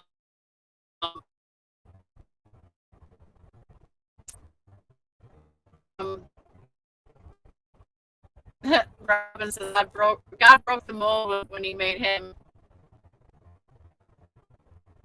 And Dodie named her truck Trigger. Okay. So people do name their trucks. I'm just not real creative. I'm so damn technically minded that I'm not real creative. That's why my YouTube channel is I have to function, right? Everything in my brain has to be functional. So I have to like hang out with you guys and that's what we're talking about and we learn in the process. I'm not great at making creative videos unless it's on purpose, right? Like Wheelburner, thank you. The outline that you gave me like was necessary for me to function and get that completed. Like I have, and what bullet points do you need? And right, I have to meet the goal. I have to meet the task. That's how my brain works. So thank you for breaking it down for me like you did. You're the best. Yeah, so if you like peanut, right, that's what my grandpa gave me. That's all I got for you. The truck is the machine, which is an honorable nickname if you ask me, because she is a beautiful machine. Until I come up with something better. I don't really talk about my truck like that. I say my truck, my Freightliner. I was gonna call her Baby Pearl because she's like a black pearl, right? But I find, I thought of that in my head. I'm like, yeah, that's gonna be it, right? But I don't even talk about my truck like that. So it's like, Never really did use it after I thought of it. Um, if I was gonna paint something on the back of the truck, like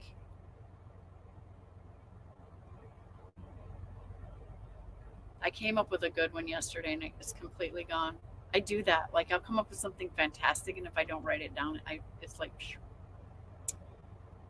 I think a lot and very fast. So I go like that. So Chicken Ox says we named our truck Silver Bullet. Okay, so your truck is silver.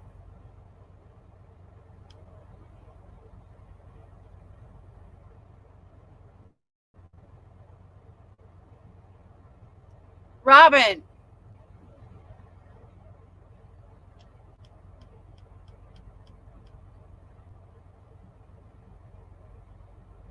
thank you, TBT. Thank you for being a good moderator right there. Chicken Hawk says, so are you saying Will Burner is sexier than Ronan, Shannon? Um, I'm not saying that at all. Um, for one, before I answer this question, I absolutely respect Brian on a platonic level, and I respect his marriage, and I love Dar, and I respect her. I have no way any intentions against anybody's significant others ever. No way, no how, not happening, not even in my heart or personality. That being said and laid down, um, this is how I feel about them. They are both fascinating to me in different ways.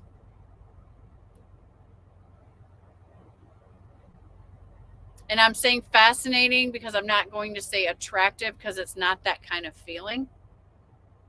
It's genuine, interesting.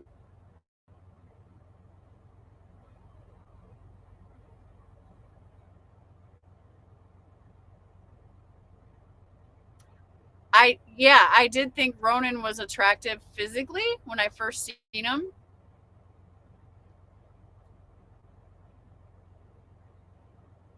That's not saying there's anything about Brian. Brian's just um, married, and I don't feel that way about Brian. I love Brian for his brains. I love Brian for his humor. I love Brian for his spirit because he's absolutely on fire and he's passionate. And that type of personality is fascinating to me. I'm drawn to people like that. Not in a funny way, but in a heart and mind and in friendship and genuine, like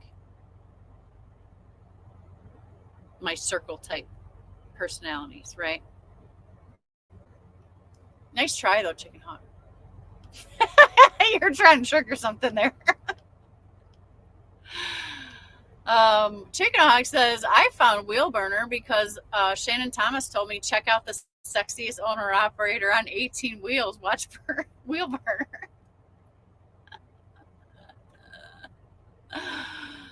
That's a lie. That's a lie because I would never say that about anyone. It doesn't matter who you are. I wouldn't even say Ronan is sexy. I don't feel that way about people. I love you.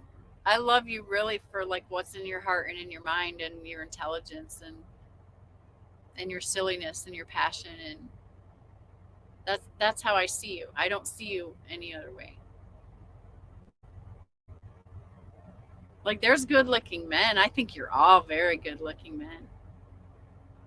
There's no doubt about it. But I don't like you like that. I'm interested in our network, our professionalism, the knowledge that we share, the friendship, the camaraderie, the love, and I mean platonic, genuine friend love like that, the real kind, the family type love. the support, the encouragement. You know, that's who I am.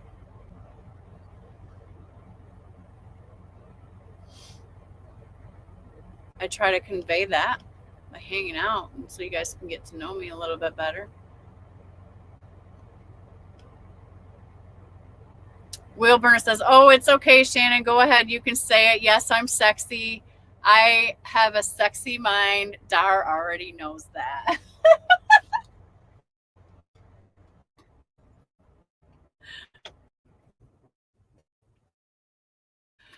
That's cute, Wilburner.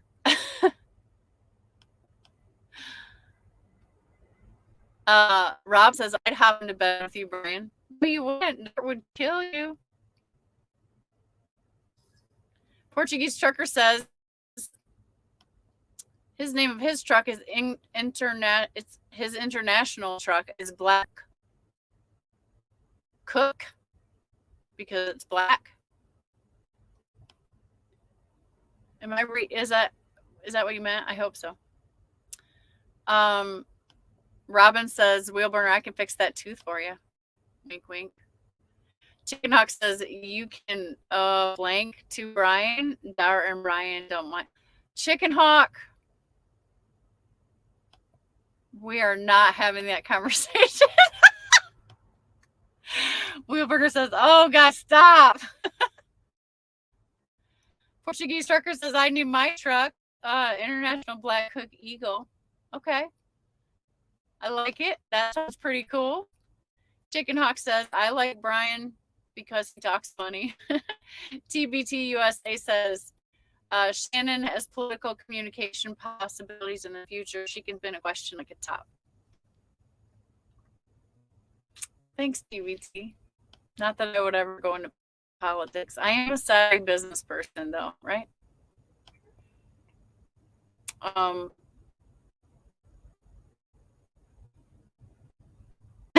Robin says Brian talks like Nicolas Cage. A coffee up my nose laughing at Chicken Hawk. And that's what it's all about. Sharing coffee and hoping somebody says something we can blow it out our nose.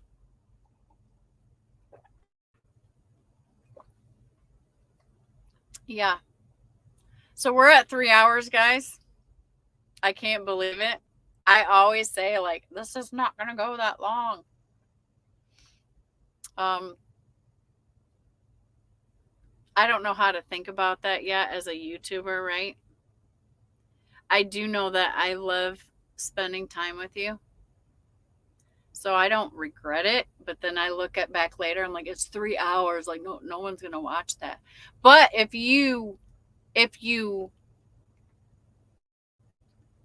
need something, like, you know, part of it is like, okay, well, I guess it's not bad if you need something to listen to get you down the road, right? Because I know I do. Like, I look for the longer ones, or I like the longer ones, or sometimes I turn on James Best because I know that he's going to run long, right? And I can listen to all the stuff going on the road. So in that sense, like, maybe that'll be good for you to listen to, you know, try to keep good conversation going on.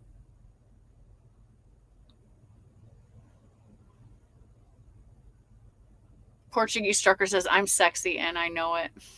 You go, baby. I wish I knew your name because your name is so long. Like a short version of something I can call you. Portuguese is like 3 syllables. Oh my God. And then trucker. You know how us Americans are. We just want to say like, bleh. Lazy, right? Gasman says, gotta go, folks. Making a pot of chicken and sausage gumbo. Oh my gosh. I wish I was there right now eating that, or at least smelling you cook it. Chicken Hawk says, Wheelburner sees sometimes the truth is good. Oh my goodness.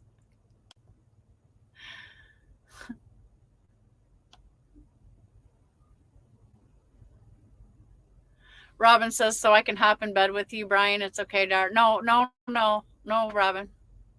I'm going to put a cap on that. Like, no, behave yourself. TBT says call him PT. Yeah, I guess so. But I was, maybe he has a lovely name. Chicken sausage gumbo, man, that sounds so good.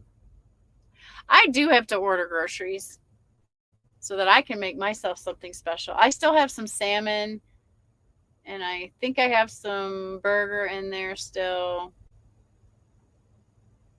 I did pretty good. I did a little bit over a month. I'm at like 6 weeks on my last grocery bill, which was $240. I did pretty good on that.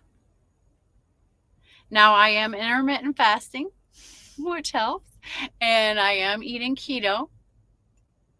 But I was able at Aldi's, I spent $246 on all whole foods and keto foods, like real keto foods, not like keto bars and keto cookies. Like I don't buy that stuff.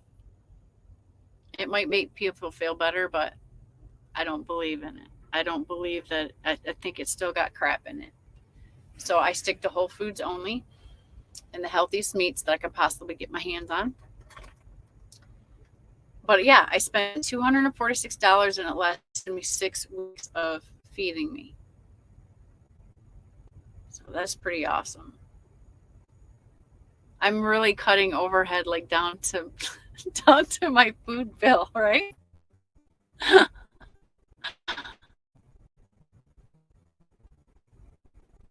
Robin, thank you for coming in. I love you. You got a heart of gold, brother. You're nasty as hell. I mean, mouth and mind stuff, but you are a beautiful person, and I see past all of your. You're like a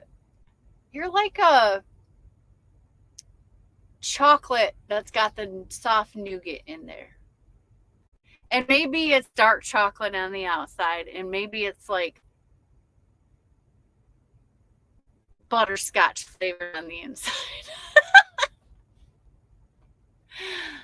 Six Emperor Tyrannus says, the fuel price diet. Yeah, you ain't lying, right?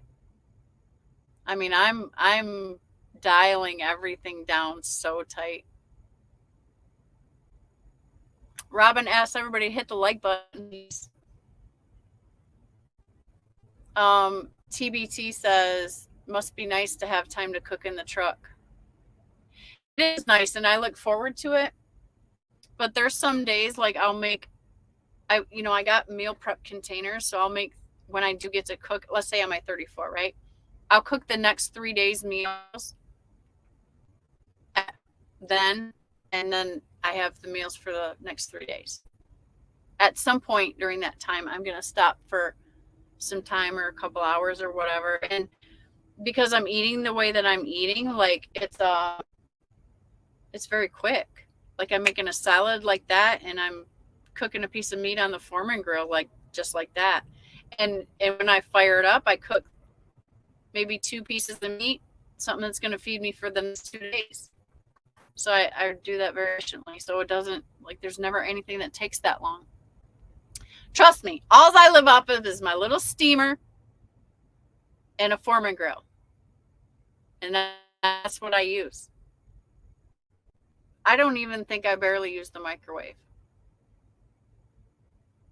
And I eat once a day, 1 meal a day. And nothing is from a can or a box. And no sugar. So makes it very easy. So what I've realized is eating whole foods versus the other stuff, I don't get hungry more than that. So I'm doing 12 to 18-hour fasts almost every day. And then I eat a very super healthy meal real quick. And if I get to a point where I want to break my fast early, then I make a protein shake with some super greens in it. So I'm getting everything in there. I drink apple cider vinegar first thing in the morning. I take some supplements in the morning to help with appetite and controlling blood sugar. I make lemon water for digestion or probiotics. So instead of getting something in the truck stop to drink, I will take a bottle, put a pinch of salt in it, and pour some lemon juice, straight lemon juice, like 100% lemon. It's a healthy for you and very high in vitamin C, so that's what I drink. What else is the nerdy stuff that I do? With my coffee, I take a green tea extract supplement, and I take vitamin B in the morning. Your B vitamins are very important to you. And so that's like my coffee in my coffee, right? Throughout the day to help control the appetite, I sip on the apple cider vinegar bottle. I mix that with water, like one to 1.5 tablespoons in one bottle of water, one regular bottle of water. And I keep this next to my driver's seat all day long. And so I will sip on that when I'm feeling like my stomach's trying to growl or get hungry. I keep my mind very sharp like that because I'm driving and I'm working and I'm not spiking my blood sugar. And then when I do eat, because I have this in my system and I have the cinnamon in my system, it lowers the blood sugar spike when I do eat. Anyways, and also the fact that I'm eating keto, I'm not spiking my blood sugar at all either because I'm not eating carbs. I'm not eating things that will spike it like that. It does obviously move when you eat, but I like lots of cheese. I like the keto diet because I get to eat as much cheese as I want with everything. High fat, veggies, right? Kale, like you can watch Trucker Gal. She actually eats the way that I do. Like, so she actually shows it on there, but I'm just trying to like give you guys a rundown. Not that you asked. I did have athletic greens. I have to buy some more, but right now it's too expensive for me to buy. I love the taste of athletic greens, and that is like the best greens you guys can get. James says, I survive on $3 Loves hot dogs. Yeah, you're not going to survive on that, James. Sugar is poison. Yeah, I'm not having it. I have my coffee black. I have my tea straight. 600 per Tyrannus says, I learned to live out of a can years ago. So did I. I grew up learning that. Wheelburner says, you need an air fryer. I've thought about the air fryer, but like my Foreman grill and my steamer facilitates everything that I eat. So I was like, why would I have to have purpose. I have to present a business case to the boss to get the approval so that I can purchase that piece of equipment for the office. You get what I'm saying? Chicken Hawk says, I do dirty keto because I like it dirty. No elk burgers. Oh, I wish I had some elk. If I had elk, I'd be eating the elk burger. TBT USA says, we don't work half the day like you lazy solo drivers. We don't work half a day. Yeah, I don't like it. Trust me. I'm usually working all day, but I'm on a 34 right now. And Gasman says, I did keto and fasting and lost over 100 pounds. Gumbo ain't keto, but it sure tastes good. Yeah, sometimes you got to let yourself have something, right? You don't have to live like that, though. You can go right back to your regular regimen.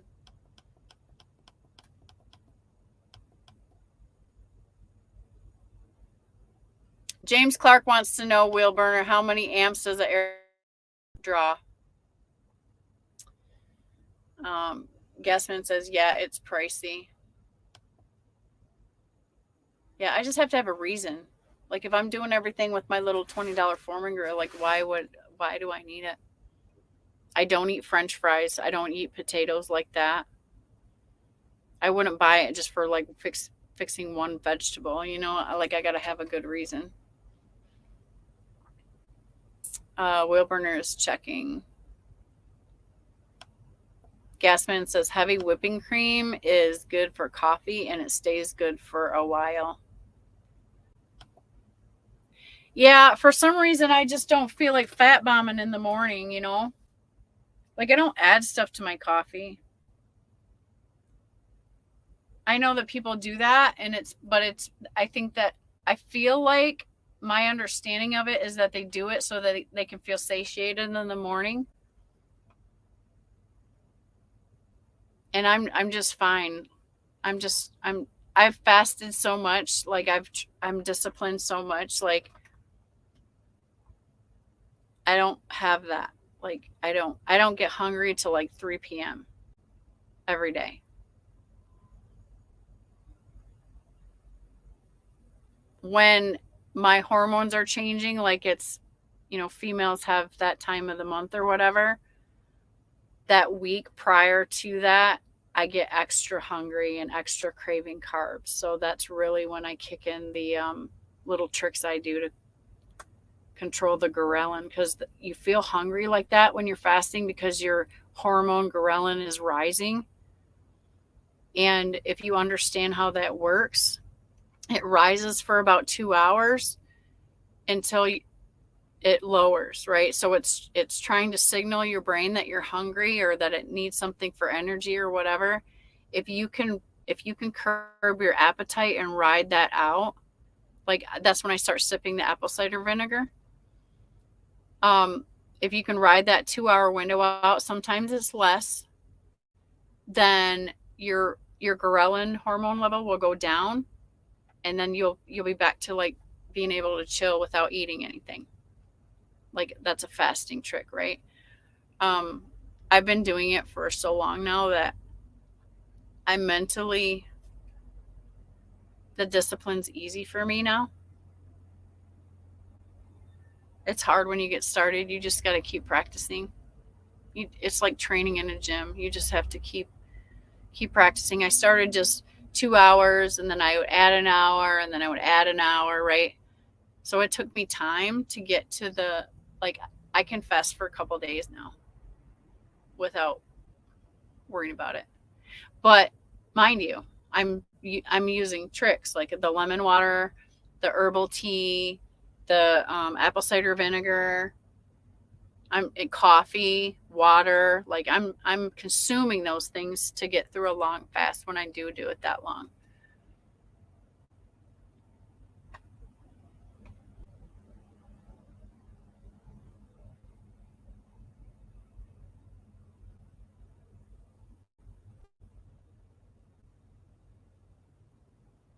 Six Semper Tyrannis says, a little Coleman 502 worked for me almost a decade. Okay.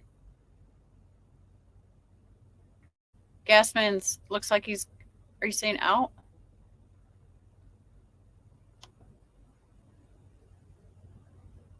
Anyways, Gasman. Okay, if you gotta go, thank you for coming in. I appreciate you hanging out. That was super awesome.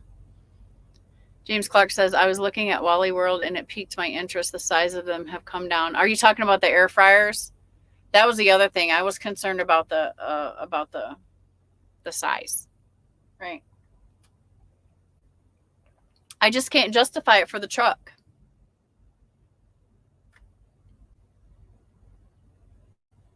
I'm not a person that has my truck packed with stuff everywhere. Like I have everything I need, but that's it. And maybe I got a couple extra things, right? But I still can bring a person in here and set them down in my passenger seat, and the whole top bunk is available for their stuff or my stuff and their stuff or whatever. Like I still have the whole top bunk available, which means if you know a Freightliner, everything I have that I live with is in the storage space provided, and then I have the refrigerator. And I still have the top bunk available. So I've managed to like compact that much to live off of.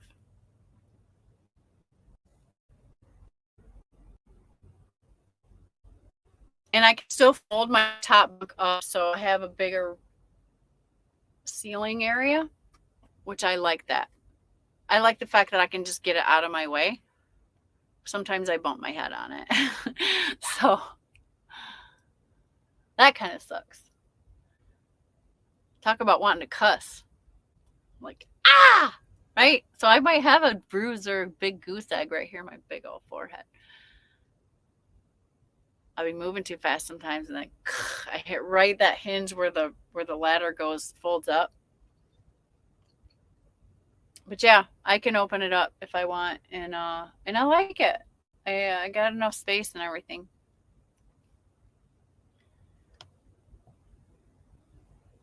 Dan Rumble says 6 Semper Tyrannis, you out of Virginia? Chicken Hawk says women are always concerned about the size. If I hear that one more time.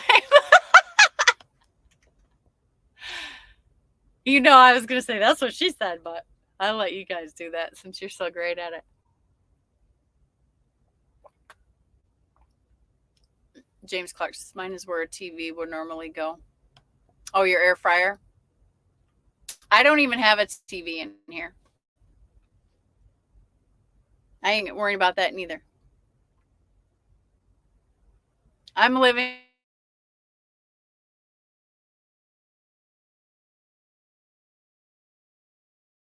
spinning wheel of death. I was saying I live as minimally as I possibly can. And I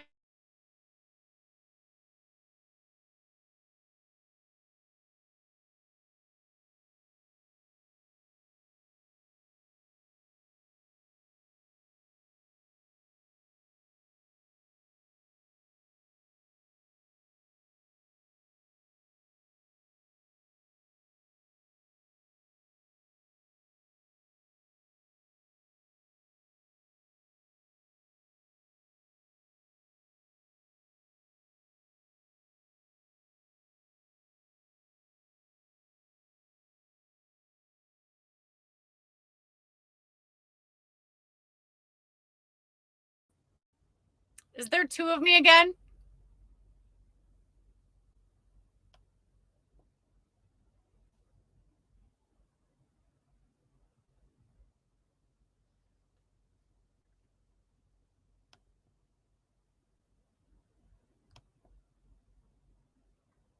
Are we good, guys? Somebody give me a thumbs up.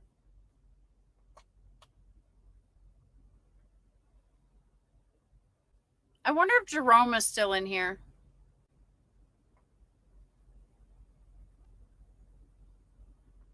He's at home, so probably not. Okay. So Wheelburner says, I'm going to take the mattress off the top bunk and put shallow totes up there and use it for more organized storage. I think about that all the time. But there's some days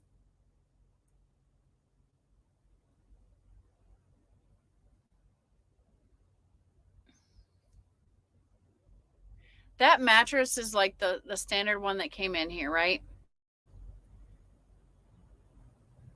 And my bottom bunk is very soft and snuggly and all that. But some days, especially after I'm driving hard, and I just feel like getting up there and laying on that hard one. And I kind of like it. But yeah, I've hesitated on the tray idea. It's great. Like, I think I would freaking super enjoy it and probably could put more stuff in here and utilize that space and do all that business and whatever. But I really don't have that much stuff to do it. And I feel like that would negate the fact that I could fold it up and put it away. You know, when I'm feeling claustrophobic or whatever, or like, you know, cabin fever, whatever you want to call it. And I just kind of want to open my space for the feeling of it. I don't know. I don't want to limit myself there. So can you believe I overthink it that much? But yeah, no, I mean, like, I live here, so it's like, you know, I've seen lots of guys that will burn, come up with some really great storage. Please don't hit my truck, bro.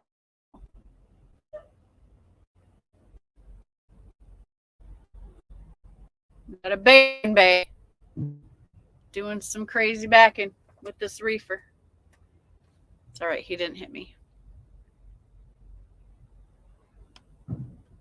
James Clark says, I like the 2680 single bunk setup. They utilize space well. TBT says, flipped over vehicle, right lane closed. I-40 shut down. If anybody's on I-40 and listening. On eastbound, mile marker 320.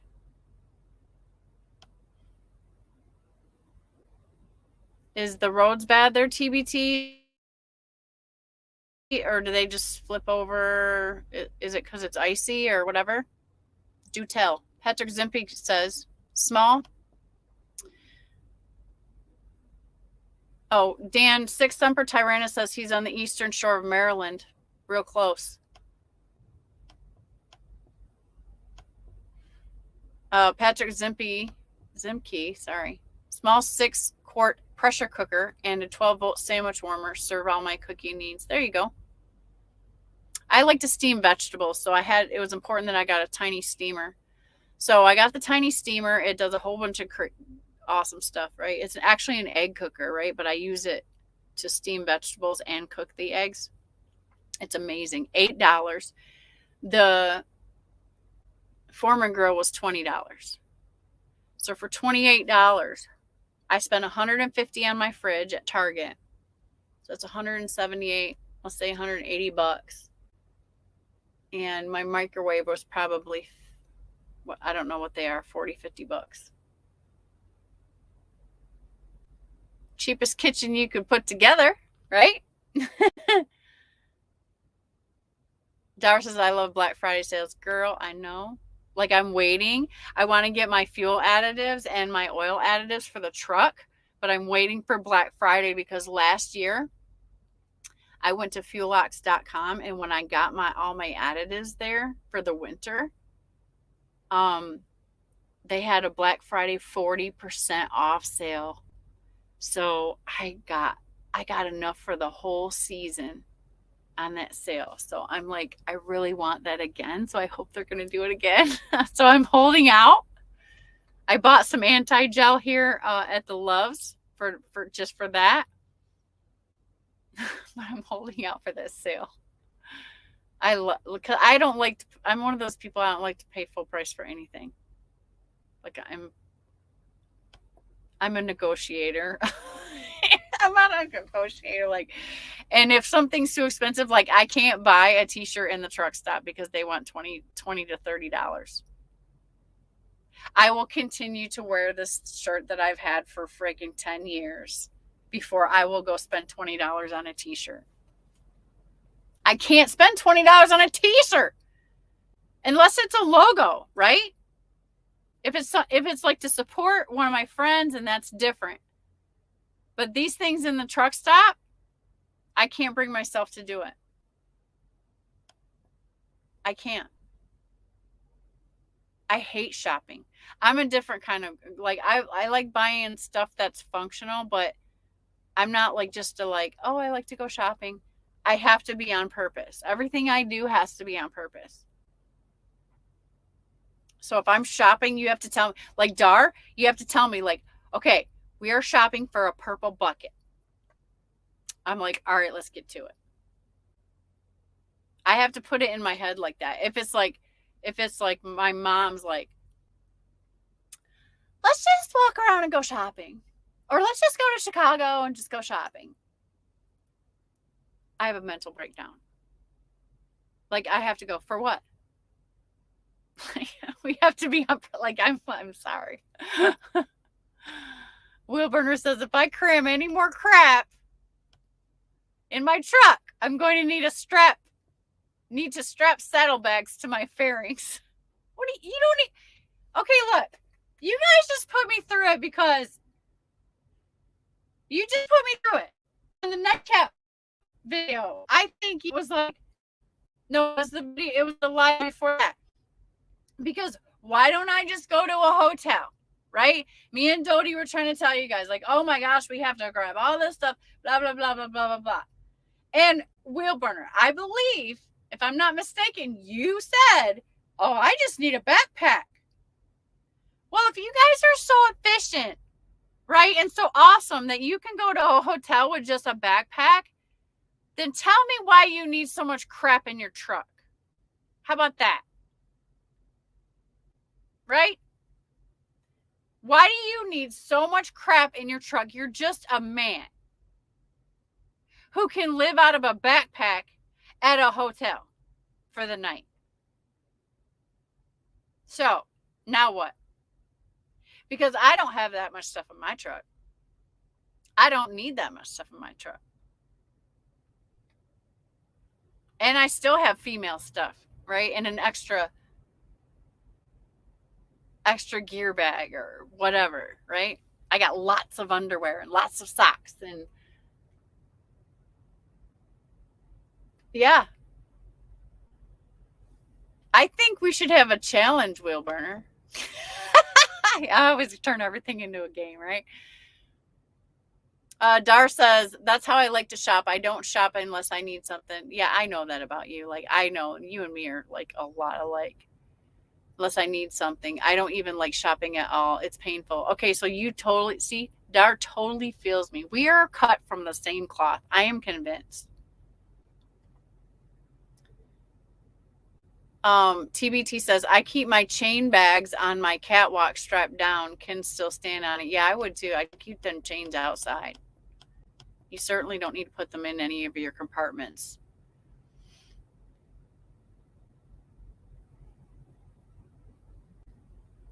TBT says, no, it's icy, 38 degrees and clear. Okay, so a car just flipped over for whatever reason. Wheelburner Express says, no, Patrick, I really prefer to keep my catwalker clear. I don't have a catwalk, which kind of sucks. But I'll get one, you know, if I keep this truck and keep the title. I mean, keep the truck. I'm going to put a nice catwalk on it if it makes sense. And I also want to put a deer guard on it. And I also want to put an APU on it. But we have bigger things. We have to make sure we have the maintenance money to overhaul it. New transmission. And all that other business. Like, we're going to make sure that we're all set up to take care of it first before we invest any stuff in the foo-foo. James Clark says, I have an 11 quart storage with a air fry top. It does lots of different cooking. Just waiting for them to size down. Okay, that's interesting.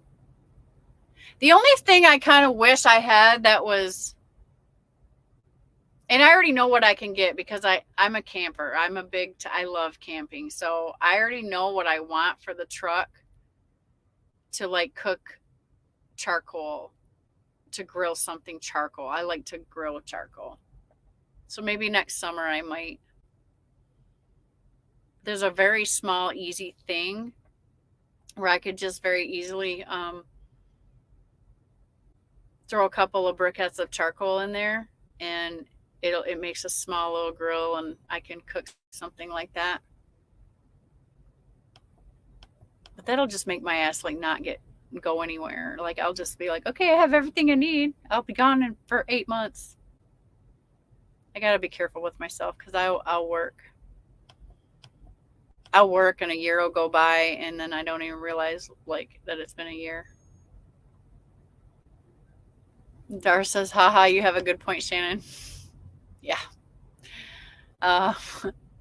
Wilburner says, I just need a backpack to check into a hotel for one night.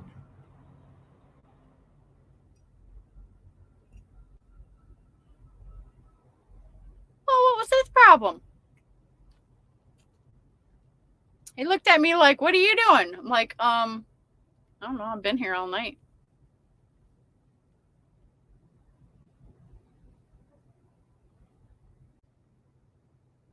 Okay, I just need to need a backpack to check into a hotel for one night. I need more than a backpack to live in my truck. Well, why?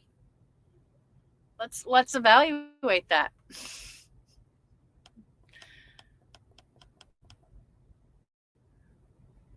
No, I know what you mean. I get it. Backpack and coffee mug in hand. Yeah, there you go. Well, then that's all you should need, right? Except for groceries and a little stuff to cook on, I guess. James says, we don't need all the makeup. Haha. Will Burner says, bring on your challenge, babe. I accept. Okay. We'll come up with something it's entertaining, right? That's because actually that's an issue, like how much more stuff, what could be our question? How much more stuff does a man need than a woman, or a woman versus a man in trucking or whatever, right? And we can actually we can try to downsize Brian. We can organize Brian. Dar? I don't know. We can go through Brian's truck and organize it and minimize what he has. He's going to be like, oh, you ain't taking my stuff away. I don't know. Just a thought. Because I do have everything that I need. I believe. But you could prove me wrong. You could be like, hey, Shannon, you don't. Okay, here's one. Here's one I didn't have in Wyoming. A snow shovel. Some extra salt. Right? So we could go toe to toe on that and see what we can learn. Right? It'd be for learning purposes. I could be like, hey, Brian, you don't need porno magazines in the truck. It's not functional. I mean, you might think that, but you don't need that. Not to do the job. Right? Not to live. I'm going somewhere where I don't even want to touch here. Anyway, so not saying you have those in there. I'm just saying whatever, whoever might have stuff like that I would deem okay, because I would also deem a television unnecessary where you might not, right? Stuff like that.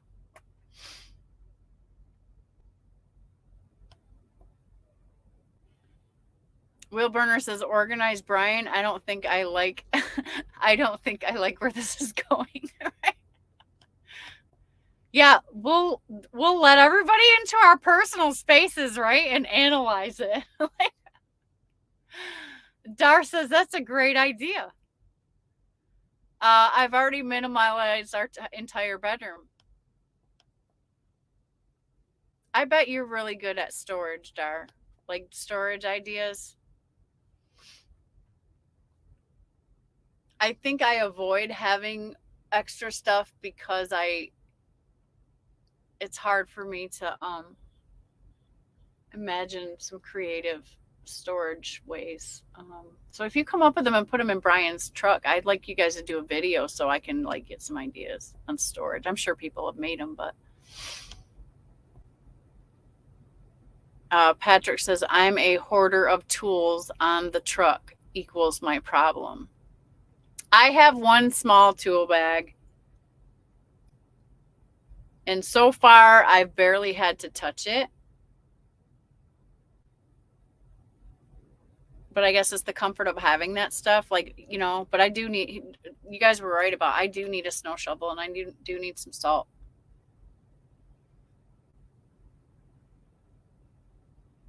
What else was it we said?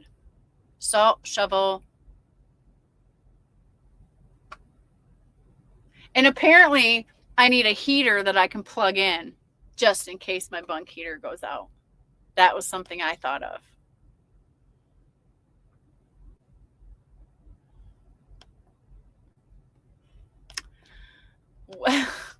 Brian, he says, porno mags? Who needs porno mags when you have an iPhone? There you go. Space saver.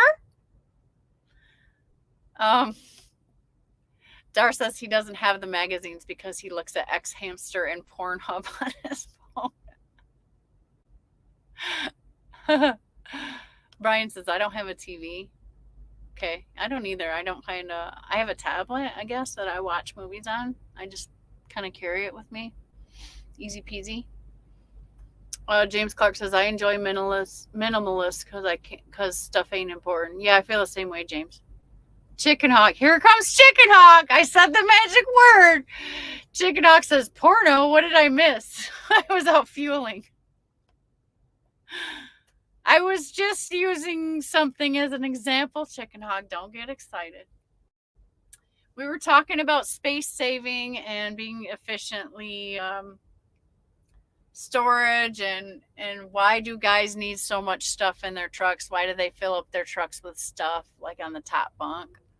I got this truck so that I can bring someone out on the road with me, having my grandkids in mind, and maybe hopefully getting one of my daughters out here one time, and or for business purposes, that if I could ever put a team in it to run this truck for me.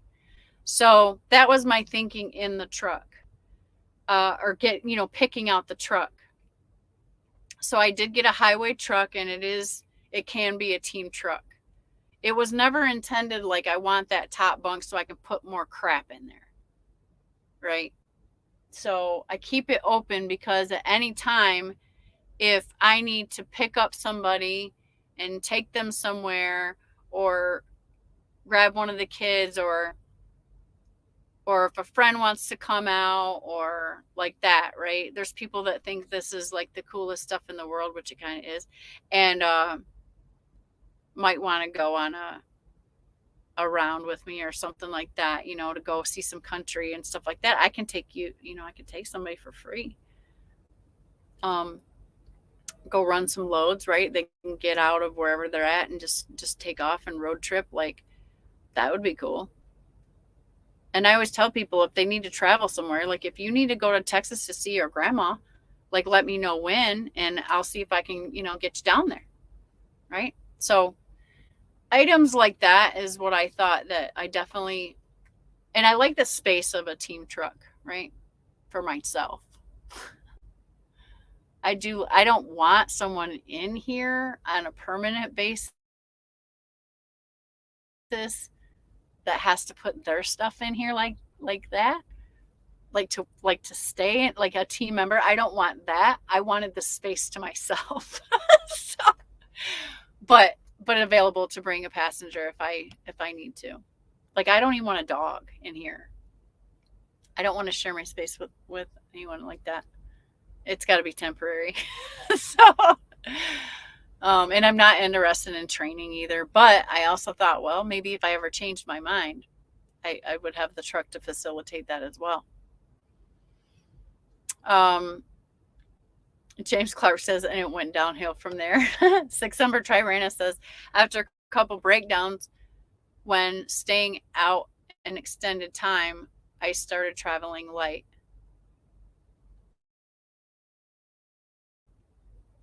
Yeah, that's the thing too, is like, okay, you got more stuff, the more stuff you got to take out when you leave the truck, or it's in the shop, and you need this, you need that. Like, I'm just a woman. Like, that's how it is, right?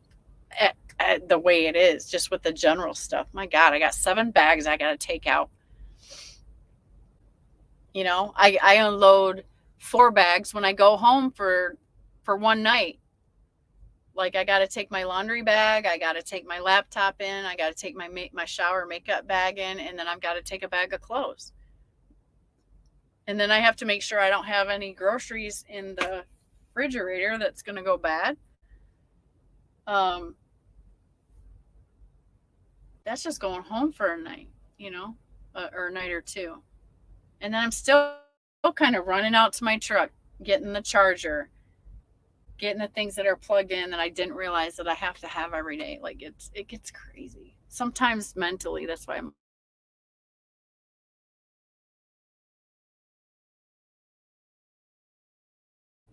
like, it's easier not to go to the hotel, right? Not to go to the house. And there's been a time that I didn't want to move nothing. And so I went home, I hung out in the house all day, and I slept out in the truck in the driveway.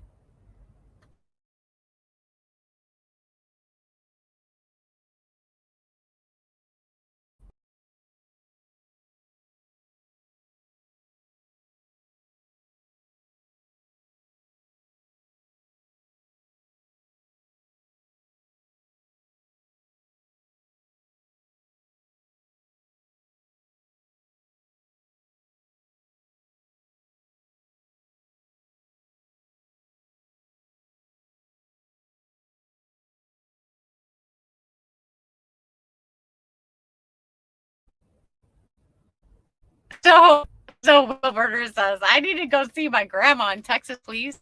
Shannon, Darth is your grandma. What?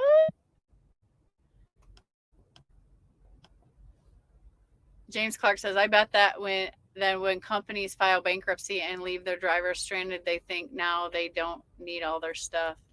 Oh, they're not thinking about that at all. Like you guys know how it is. Like it's hard to get the mechanic's head wrapped around how much this is messing up your day-to-day life, right? The cost, the things that you need. You know what I mean? Like nobody understands it unless you've lived out on the road in some capacity, right? It's overwhelming something. Like even the fact if I said, okay, I'm gonna go back to JB Hunt and work. Even with minimal stuff, just the fact of my fridge alone, and then oh my god, and then getting your bunk heater worked on. Do you realize how much stuff you have to clear out from the storage spaces on each side of your bed just so you can open the bed so that they can get under there and work on your I mean, in my case, it's not too bad. I know people that have stuff like stacked up. I just have like 8 cans of protein shakes, my case of water, my shower bag is stored over there. But I'm like,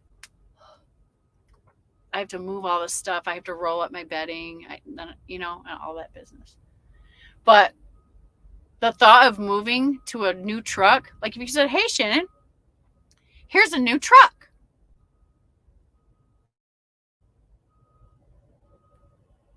My first thought is like, oh my God, I have to move into a new truck. I have to move all my stuff in there. Right?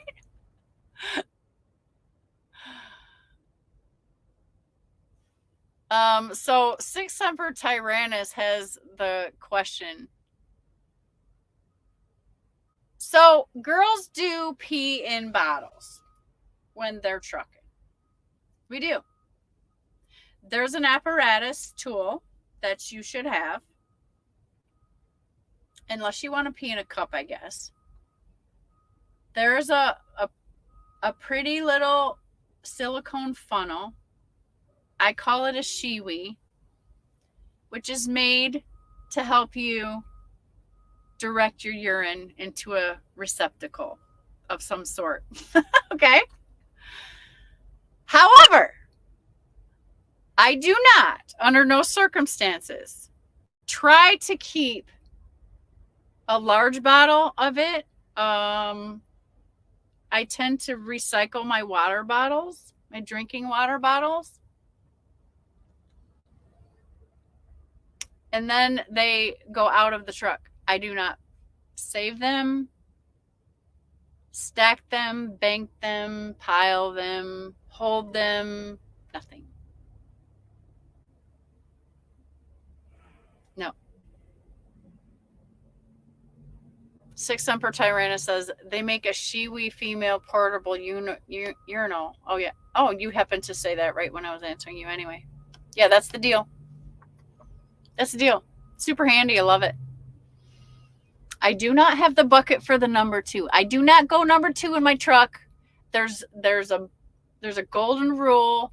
Anybody in my truck, there's no farting in my truck. There's no funny business like that. I do not carry the happy little poo-poo toilet bucket thingy, whatever. Number 2 happens at a proper facility. Period.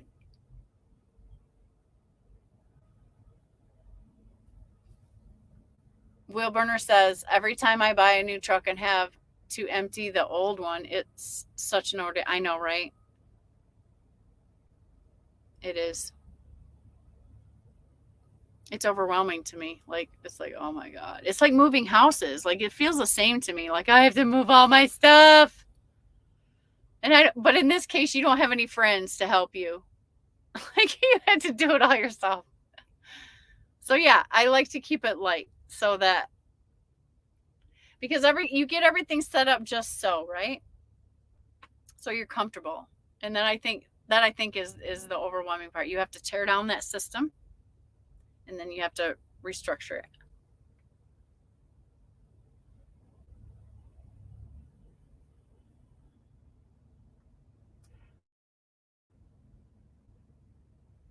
Cheap Freight Hauler says, I'm dreading moving out of my current truck. Been in it for 3 years. Curious of what I'm going to find.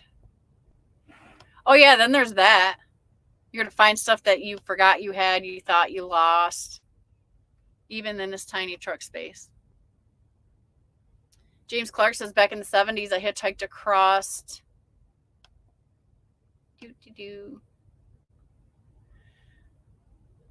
the country, had a backpack and a bedroll. It's amazing how little stuff you can survive on. My ex used a coffee can in a baggie.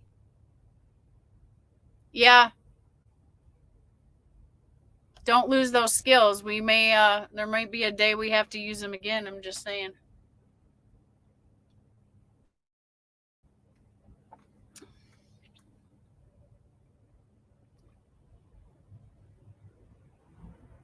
Six Separate Tyrannus says, sorry, someone had to mention it. Yeah. Hey, guys, don't be afraid to ask, like, little elephant in the room questions. Like, I'll tell you, I'm transparent.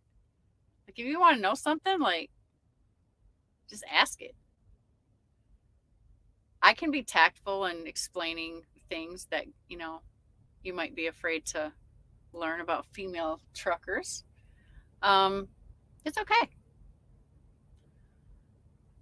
Dan Rumble said it's called a Go Girl. There's probably, yeah, there's probably one called that too. Isn't it funny? What a way to make some money. Somebody thought of it though, and I love it. I'm glad they thought of it. But only 7% of truckers are women. Did you know that? That's the statistic. Wheelburner says, wait, you don't fart in your truck? What do you do? Just hold it until you're 70 and then explode. I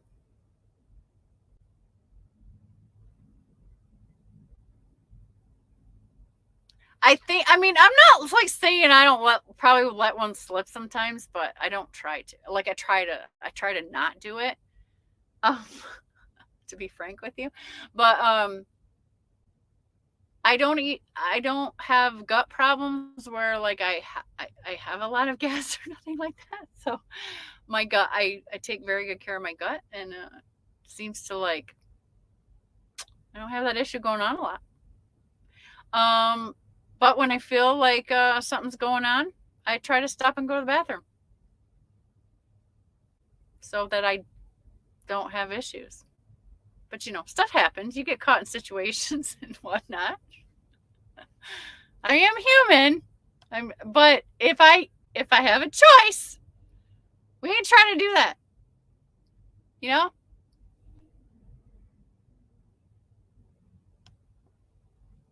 Portuguese trucker says, me too. Number 2 is only out of the truck. I don't even imagine. Oh my God. Yeah, don't want to have that conversation, but I feel you there. Wheelburner Express says, sorry, you looked really uncomfortable answering that. Well, yeah, you know, chicks don't like to talk about farts. We don't like farts. We don't like to fart. We don't like it when guys fart. We don't like farts. And I can be uncomfortable, but it has to be talked about. Matter of fact, you don't even want to know me like that. Look, when I was married,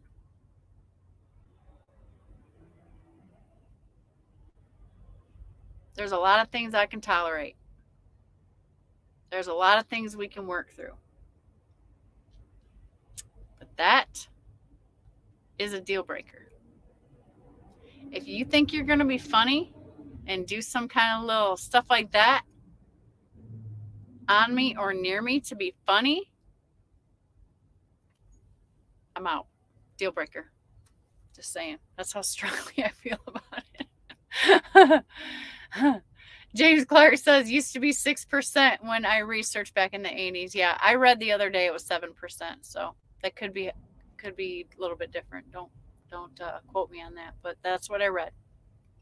Six Semper Tyranna says the lowest part of my trucking career was having to use my hard hat as a toilet.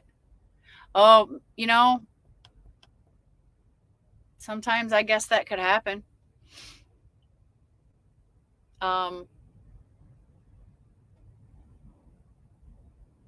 That could cause a situation with your hard hat. I don't know. I mean, everybody has accidents. It can happen anywhere, any lifestyle you live. When you're stuck in traffic, like sometimes that food, that burrito you ate the other day will come up and get you at the worst time, right? This place is getting busy. Six Semper Tyrannus says, I still consider myself fortunate. Dar says, I have a go girl. Okay. I think mine's called a shiwi, or at least that's what I call it, I guess. Six says it's better than the alternative. Yes, it is better than the alternative. So that's what I'm saying. But, we don't try to let those things happen, right? You just do your best. You just do your best. TBT USA says military convoy. Hummer overturned. Oh, is that the overturned vehicle you were talking about? Wheelburner Express says, Tyrannus, please tell me that you threw that hard hat away and didn't wash it.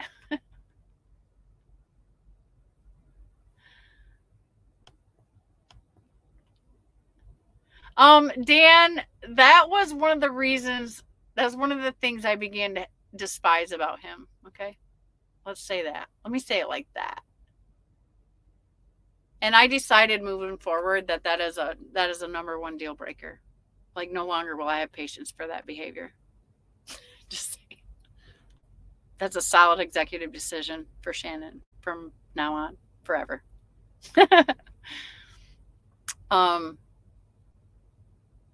Not that you can't fart.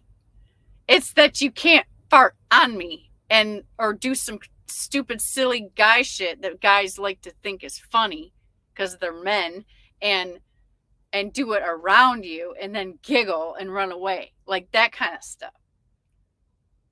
I will cut you for that. Like, like, no. Like, grow the hell up. I will cut you for that shit. I gotta check my balls. I can't go there. Gets me all stressed out.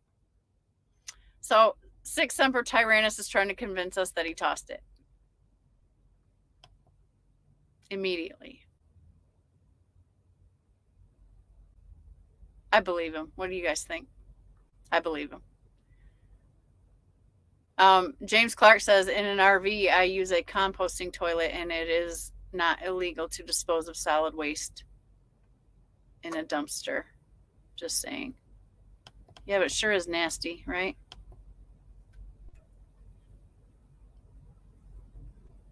Yeah, James Clark says immature.